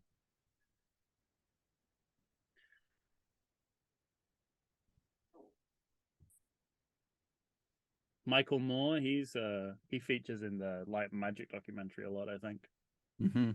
So by no means, not they're not slumming it. It's not a Star Trek 5 situation where it's one guy. Yes. With half the money he was expecting. The Creature Maker people, they should all be Raven lauded. Provided by the Lion. What does that mean? It's a confusing credit. That's very strange. Is there a lion that goes around renting out birds? Tony Cox. Johnny Weissmuller Jr. as one of the Marauders. Which connects to Return of the Jedi because his father, Johnny Weissmuller, played Tarzan. And Chewbacca does a Tarzan yell in Jedi. Perfect. That is the Kevin Pollak you see under voice characterizations. And he's another one who worked his way up through the Lucasfilm ranks because he's also in Willow.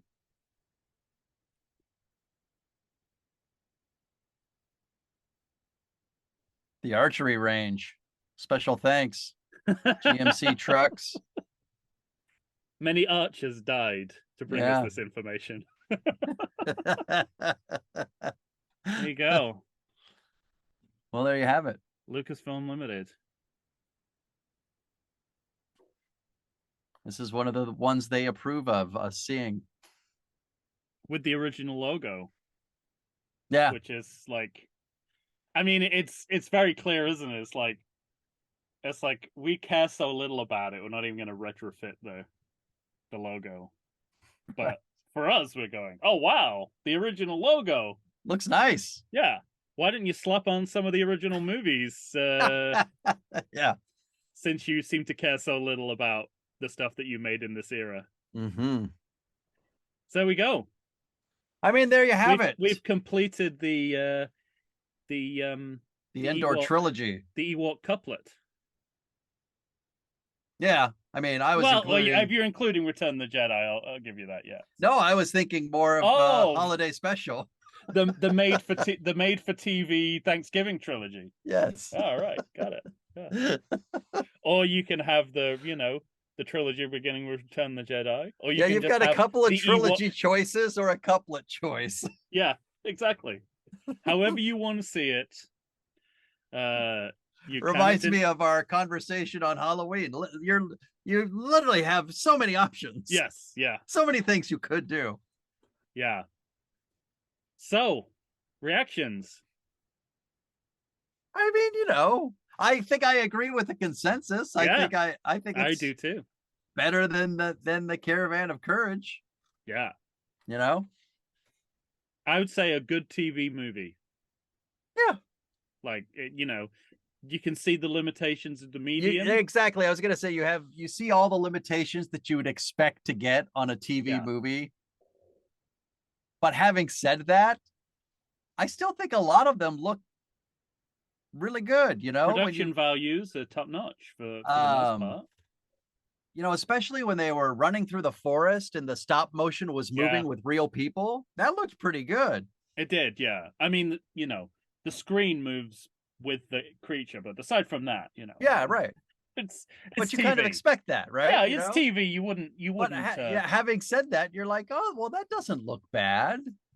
Because if you think about it, like they have been successful as TV broadcasts and on home video, but not on the big screen, which makes total sense because it doesn't read as well in that format.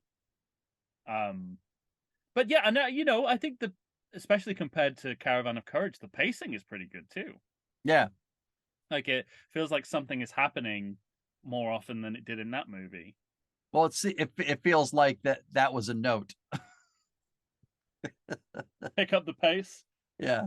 Let's have a character whose superpower is its speed, Right.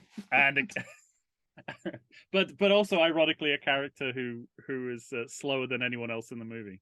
Right. But I gotta say, it's pretty funny. Like, just it's so 80s to have two human characters, one who loses her entire family in the first 10 Yeah, minutes via murder.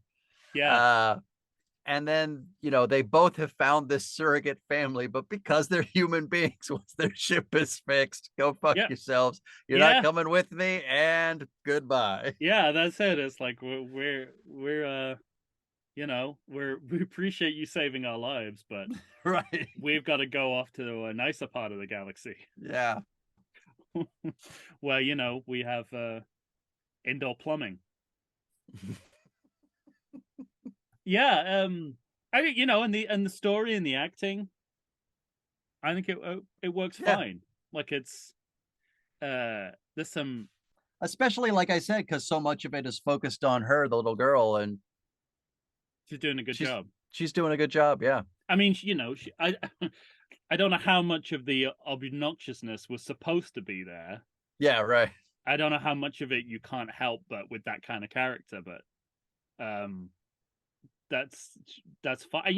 In Sean Phillips and Wilford Brimley and Paul Gleason, and it's the giant from Twin Peaks, whatever he happens to be called. I'll give him his real name so I don't have to just keep calling him the giant, because that is offensive on a number of levels.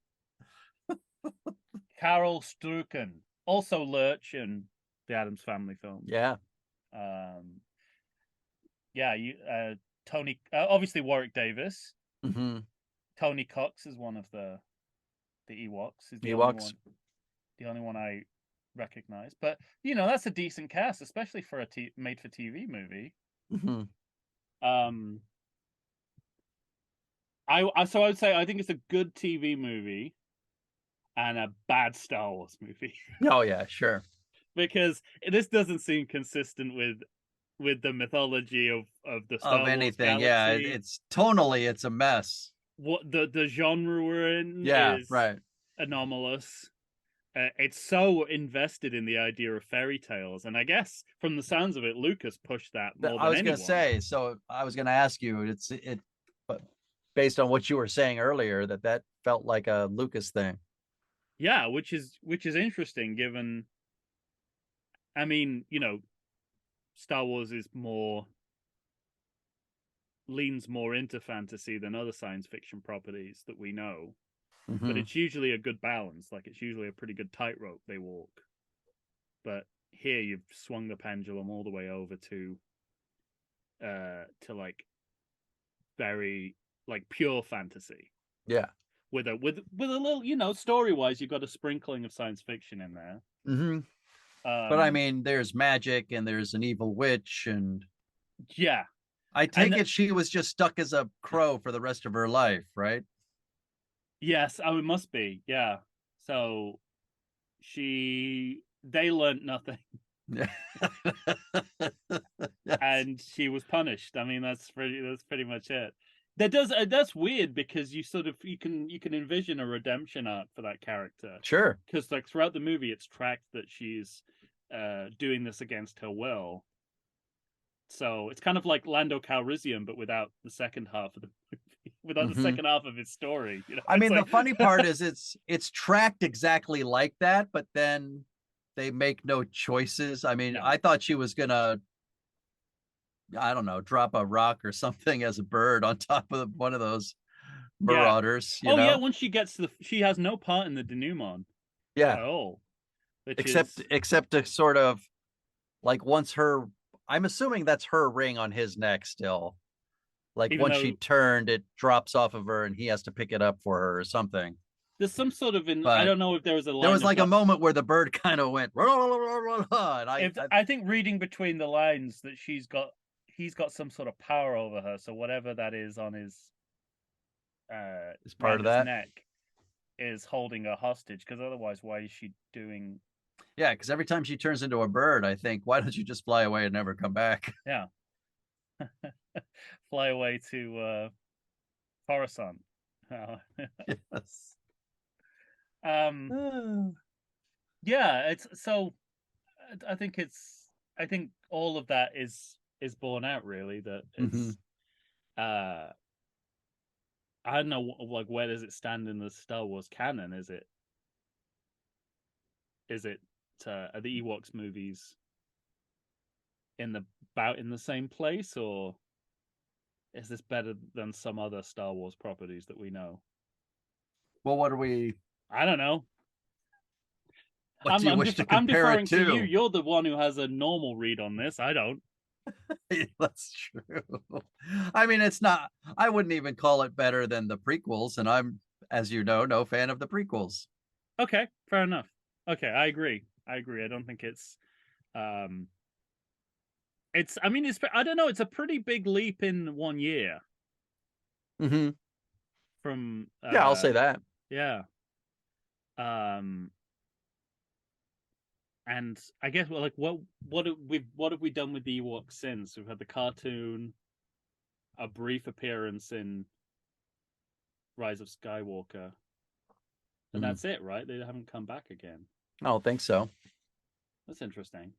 You see more of the Wookiee planet and other stuff than anything else. Yeah, yeah.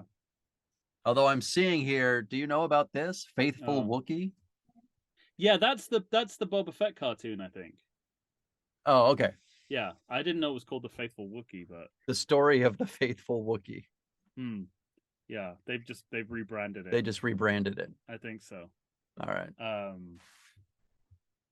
Yeah. So yeah, it's kind of, Wait. and it's just interesting to see where Lucasfilm's brain is in the mid 80s as well. Like Yeah. in those 2 or 3 years after Jedi. They're So in a on the really, poster, is that supposed to be Paul Gleason? Because that doesn't look anything like him. which is, I mean, it's also it's such a weird, because they recast that character only to have him die Yeah. minutes into the film. I thought you Like, said he was in the first one. no, he's a recast. Okay. That's I Not that didn't you'll think you. remember, but that's a different character. That's a different actor. Yeah. We never see them, and we never see the mom. She just sort of, we see her life sign disappearing on a bracelet, which is fucking cold. Um, Yeah. and then Mace goes into the little The hut. the hut and never comes out. I don't know. It's Star Wars, like I guess it was my Star Wars brain that made me think, oh, we Right. haven't seen them die, so So they're not dead. they're not dead. That's not the case in this film. It's like Yeah. anyone referred They're to but not seen super is dead. dead. Yeah. But that was, that was obviously what Lucas had to do the story he wanted. Because Yeah. she ended the last film reunited with her family. So she was as far away from being an orphan as it was possible to be. She was surrounded by people. But that makes it such a far more sinister movie than it needs to be. Right. So it's kind of it's a fun artifact. Definitely. Yeah. Because did Lucasfilm did Young Sherlock Holmes, didn't it, or was it just ILM who did the effects? Mm, Was that a Lucasfilm product? Because no, that's I a think it lot was. of I this. think it was just ILM. Because that's another sort of like, That was like a big jump. yeah, because it had one of the first The night, successful, the yeah, 3D, yeah, computer effects. But that computer was a generated character. and that took so much from Temple of Doom, that film. Mm-hmm. And it just made me think, like, was there like a desire to make kids movies more sinister and unpleasant in that period? Because that's 85 as well. Right. um I don't know. I don't know if it's a product of the times or. I mean, you clearly can see a pushing of boundaries Mm, that, of course, we know led to a PG-13 rating yeah, being produced, you know? right. Uh, I mean, it's just sort of funny that maybe it coincides with these filmmakers getting divorces. Yeah, no, I mean that's been You know, speculated, hasn't it? Certainly both Spielberg and Spielberg and Lucas. were going through that, and there's a third of that movie that seems like, very nihilistic, Sure. and for want of a better word, um, depressed. Yeah. Well, I've not I don't think it was Lucasfilm, but I learned that Young Sherlock Holmes was produced by Henry Winkler, so Oh, well, there you it go. wasn't all in Huh. vain.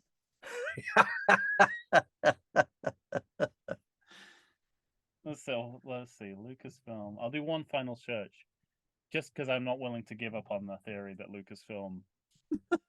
Nah, it's not Lucasfilm. It's not Lucasfilm. I Really think you're don't right. think it is. No, I Yeah. really don't think it is. But that's, I mean, because that's, I will talk about it when we do the Indiana Jones movies, but they are those. I have a vague memory of watching this on home video, very vague.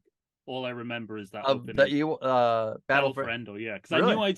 I knew I'd seen at least one of them at home video as a child. So it's And funny you say that because Caravan of Courage brought back nothing in terms yeah. of memories, but the opening sequence of this, I was a little bit of deja vu. I was like, oh, okay, yeah, I think Well, 2 years ago, it must have been when we did the holiday special.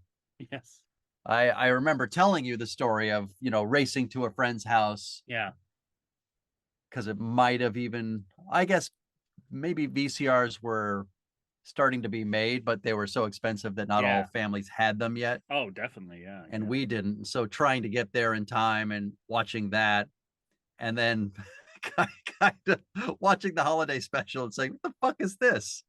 yeah. Probably led to my not watching Caravan of Courage or the Battle Sure, for Endor. yeah, and I wouldn't have at that time probably considered it real Star Wars.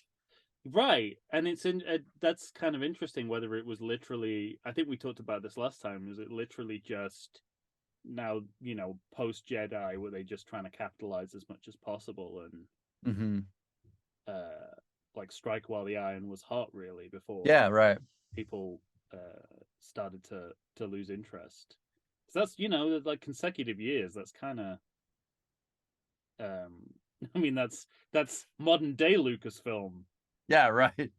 That was their plan once Disney took over in Mm-hmm. 2015. It's one Star Wars movie a year or two. Yeah, That madness is over now, but well, the madness has transferred to television. I to wouldn't say the madness television, is over yet. I mean, they're making those TV shows at but an even more alarming an rate. alarming rate, Yeah, right? because all they have to do is stand in front of a screen, so Yeah, and act. So it's basically like doing theater at this right, point. right, right. Yeah, it was Yes, funny in the ILM, the Light and Magic documentary, yeah, when they finally get to that point and you see Favreau there and just seeing Lucas, this was the dream the whole time. This is what we should have been yeah. doing, you know? Just like the state of modern film technology has to revolve around George Lucas's uh, Right. desire not to go outdoors. Not to leave his home. Yeah, not to leave his home at any given point. Turns out being in Morocco makes your movie look pretty fucking good. Yeah, Just yeah. saying. Well, here as well. I don't think I said it, but having being able to do this in a real location Yeah. helps enormously, doesn't it? It's like Yeah, of course. there are That some actually does help the quality of the film. Like yeah, it raises the bar so much. you're actually you don't have to, it's definitely not happening on a soundstage, and it looks kind of Right. and I think one of the improvements they made with this one, because I don't know if you don't remember anything about Caravan of Courage, Very little. but do you remember that there's a Burl Ives narration, which makes it Yes, sound like actually. which Now makes that it you sound say like it, yes. it makes it sound like a nature documentary. Yeah, right. And I think they avoid. There's a little bit of that in the titles, but they pretty much avoided that sort of Yeah, I was gonna tone say here. maybe that was a leftover obviously it's not Christmas, but we're Yeah, like close to Thanksgiving enough that we're thinking holiday, and so who should and we I think get? Let's get Burl Ives. they legitimately talked about it as we want it to feel like it's a nature documentary for reasons best known to themselves. I don't know why they would want that. But here, we don't have that. We get into the story fairly quickly. Mm-hmm. The Paul Gleason waves and then he's killed. Too quickly, some might say. Too much. It's too quick. It's too much. Quick. There's too much death. It's too much. It's too fast. Too fast for the death. There is. I mean, I'll send them to you retrospectively, but I've taken a couple of stills from the movie, and you'd be hard pushed to think it came from a kids movie. Like it's once the Marauders are setting fire to that village in minute, I'm gonna say 2 of the film. Yeah, right. I'm like, did Werner Herzog take over directing this movie? Like, what's going on here? But you're right as well to say that that is what I remember family movies being like in the 80s, and then I think the 90s just kind of kiddified things to the point where those kinds of films didn't feel dangerous or scary anymore. Mm-hmm. There was always enough of a buffer between you and as the kid and the film, but we just don't have those kind of safety nets in in I would say 70s and 80s specifically. Sure, right. The stuff. So you're 3PO holding Chewbacca's crossbow? Yeah, he's a Rise of Skywalker. Okay. C-3PO. Because in J.J. Abrams' Star Wars films, everyone's got to have a go at that. Yeah. That's what he set out to do narratively. Yeah. In those films, it was like, I want to make sure it's like Hyman Roth in Godfather Part 2. Make sure everybody sees the cake before we cut it. But let's get everybody. It's like make sure everyone holds the crossbow. Make sure everyone, it's like instead of working on things like story and consistency and all those things that God forbid. Yeah, God forbid. It is. I mean, that is obviously that was a tangent, but it does speak to me. It goes without saying. But it does kind of speak to like one of the reasons that I really don't mind revisiting these movies. Mm-hmm. Is it's like they tell a story from start to finish, and you don't have to think about 1,000 other things. In fact, It's better if you don't think about anything else. Like if you start to think about Return of the Jedi or how this fits into the universe, it's over before it starts. Right. But if you just kind of focus on, there's this little girl, she's lost in the woods. Mm-hmm. She's being chased by these guys. She's being rescued by these guys. It's a simple narrative. Yeah. And you compare that to what the Star Wars films became storytelling, and you're just like, oh, that's. Well, I think we've talked about that on and on and on again. About the sort of bloating of movies and the unnecessary narrative kind of expansion that seems to be a part of storytelling today, just generally. Yeah. Yeah. And whenever we go back to movies from the 80s or that time period, I am always astounded by the writing behind it. The 3-act structure. You can, set your watch by it. Yeah, it's so comforting to know that people knew how to tell a story then. Comforting is the word. You just like you're like the equivalent. Whatever the equivalent of Ewoks, the Battle for Endor now is nowadays, if indeed it does have an equivalent. Sure.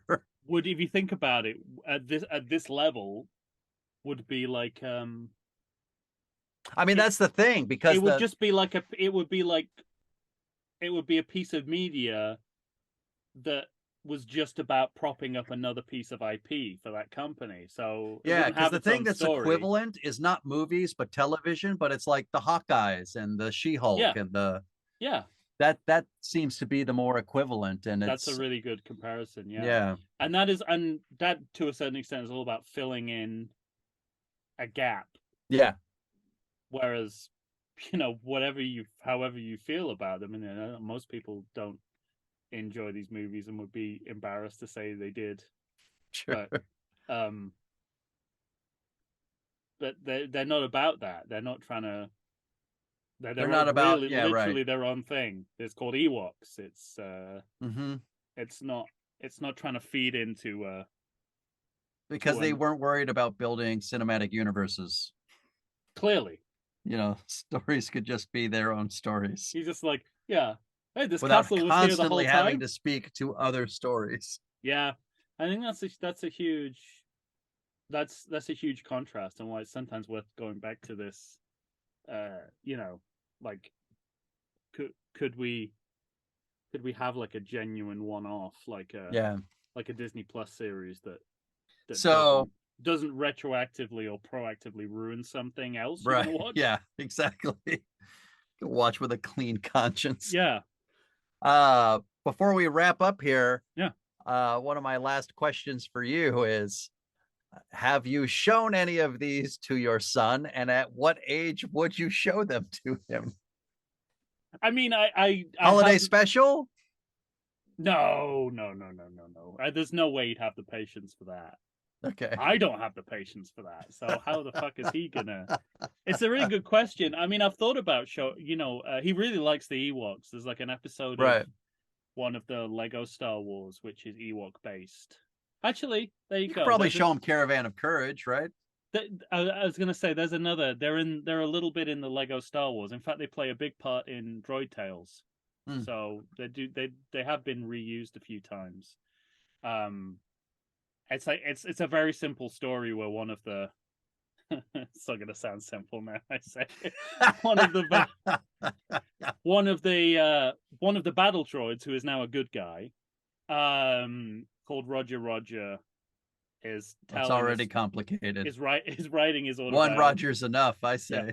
is writing his autobiography, the Roger story, and he's recounting incidents from it, including one where he's helping the rebels at when they blow up the Death Star and they're celebrating on Endor, and an Ewok like stows away in his ship and keeps trying to bring it back, but it keeps coming back.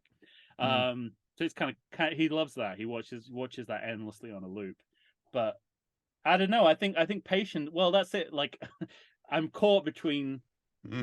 I'm caught between a rock and a hard place because I don't think he'd have the patience for Caravan of Courage. Hmm. I think he'd be more interested in Battle In for this, Endor, but I don't yeah, want to give him nightmares. yeah. So it's like, as a responsible parent, what do I do? Um, so, and that's interesting. It's like I guess for us growing up, it was like, I mean, there wasn't anything but Star Wars the film. Sure. So no matter how young you were, that was going to be your first starting point. Yeah, right. But now probably the gateway drug is Lego Star Wars, Sure. because you're already Yeah, I watching just those kind of I've things. been thinking about this lately just because of this, my parents took me to see a wide variety of things, Yeah, inside and outside of Star Wars. I mean, yeah, there was nothing that we wouldn't go see. We could go, you know, see something dramatic, go see something silly, go see yeah, whatever, go see. Remember seeing Lady Hawk with my dad, you know. It doesn't seem like a real father son movie. yeah. Matthew Broderick, Rucker Howard, Michelle Pfeiffer, everybody turning into fucking animals, but Lady Hawk. Yeah, no, and it's I remember I don't know, I remember a kid's birthday party where we were watching the VHS of Temple of Doom, and Yeah. there was Mine was American Werewolf in London. We had to oh turn it off halfway well, that through. yeah. We got fucking that one did give me nightmares for a while. And I do remember it's one of those things where like you only realize how um how inappropriate something is when someone else like refers to it. So I do remember being at the birthday party, and it's like the beginning of Temple of Doom, the short rounds driving the car, and in the she's got the antidote inside her dress, Right. and Harrison Ford just full on Just groping. slaps his hand inside there, and she reacts as if he's groping her, and he is, obviously. I mean, Right. Yes. I'm not saying it's he wasn't specifically searching for tit, though. no, so no, that's but why we he give but Indy a break. he didn't ask to do that. No, of course not. Because it was 1984. And I do remember like kids at the party giggling, and I looked around, I was like, oh yeah, I guess this is, Right. and then flash forward to an hour later, we're ripping hearts out of bodies. Yeah. This is just sort of like, but when you're sitting watching it on your own, you're just like, it's just what it is. Same with Ghostbusters. Right. It's like, it's a, yeah, of course they're all smoking. yeah, smoking and drinking, talking about periods. Yeah. And it's like, and I just, I'd like, but watching it on your own, you're just like, well, of course he's being very lecherous towards Jennifer Runyon at the beginning, of course. Again, Bill Murray hiding in plain sight all his life. Yep. But it was just, when you're watching it on your own, you're just like, well, of course this is a kid's movie. It's about ghosts. Right. Yeah. It's got like a funny song. It's like it's got a 50-foot tall or 100-foot tall marshmallow man. It's like, this isn't for grown-ups. I see the stuff that grown-ups watch, and it's like boring, and this is just like, this is clearly for me. And you should realize, yeah, it is for you, but they don't tone down the adultness just because you're the target audience. Mm-hmm. And that's a huge difference now. Yeah.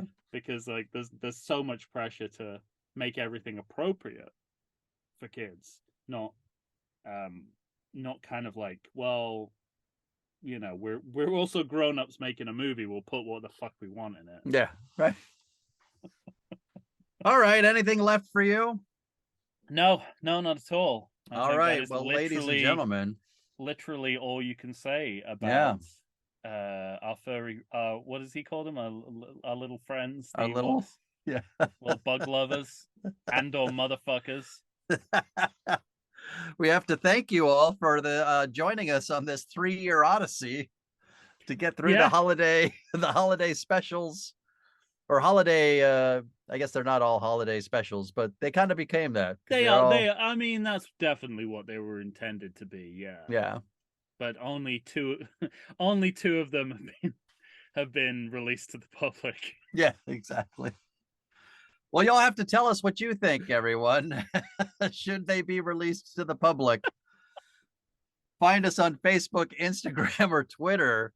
Send us an email to everythingsequel@gmail.com. Go to our regular feed. We're talking Star Wars right now. Unlike here. Yeah.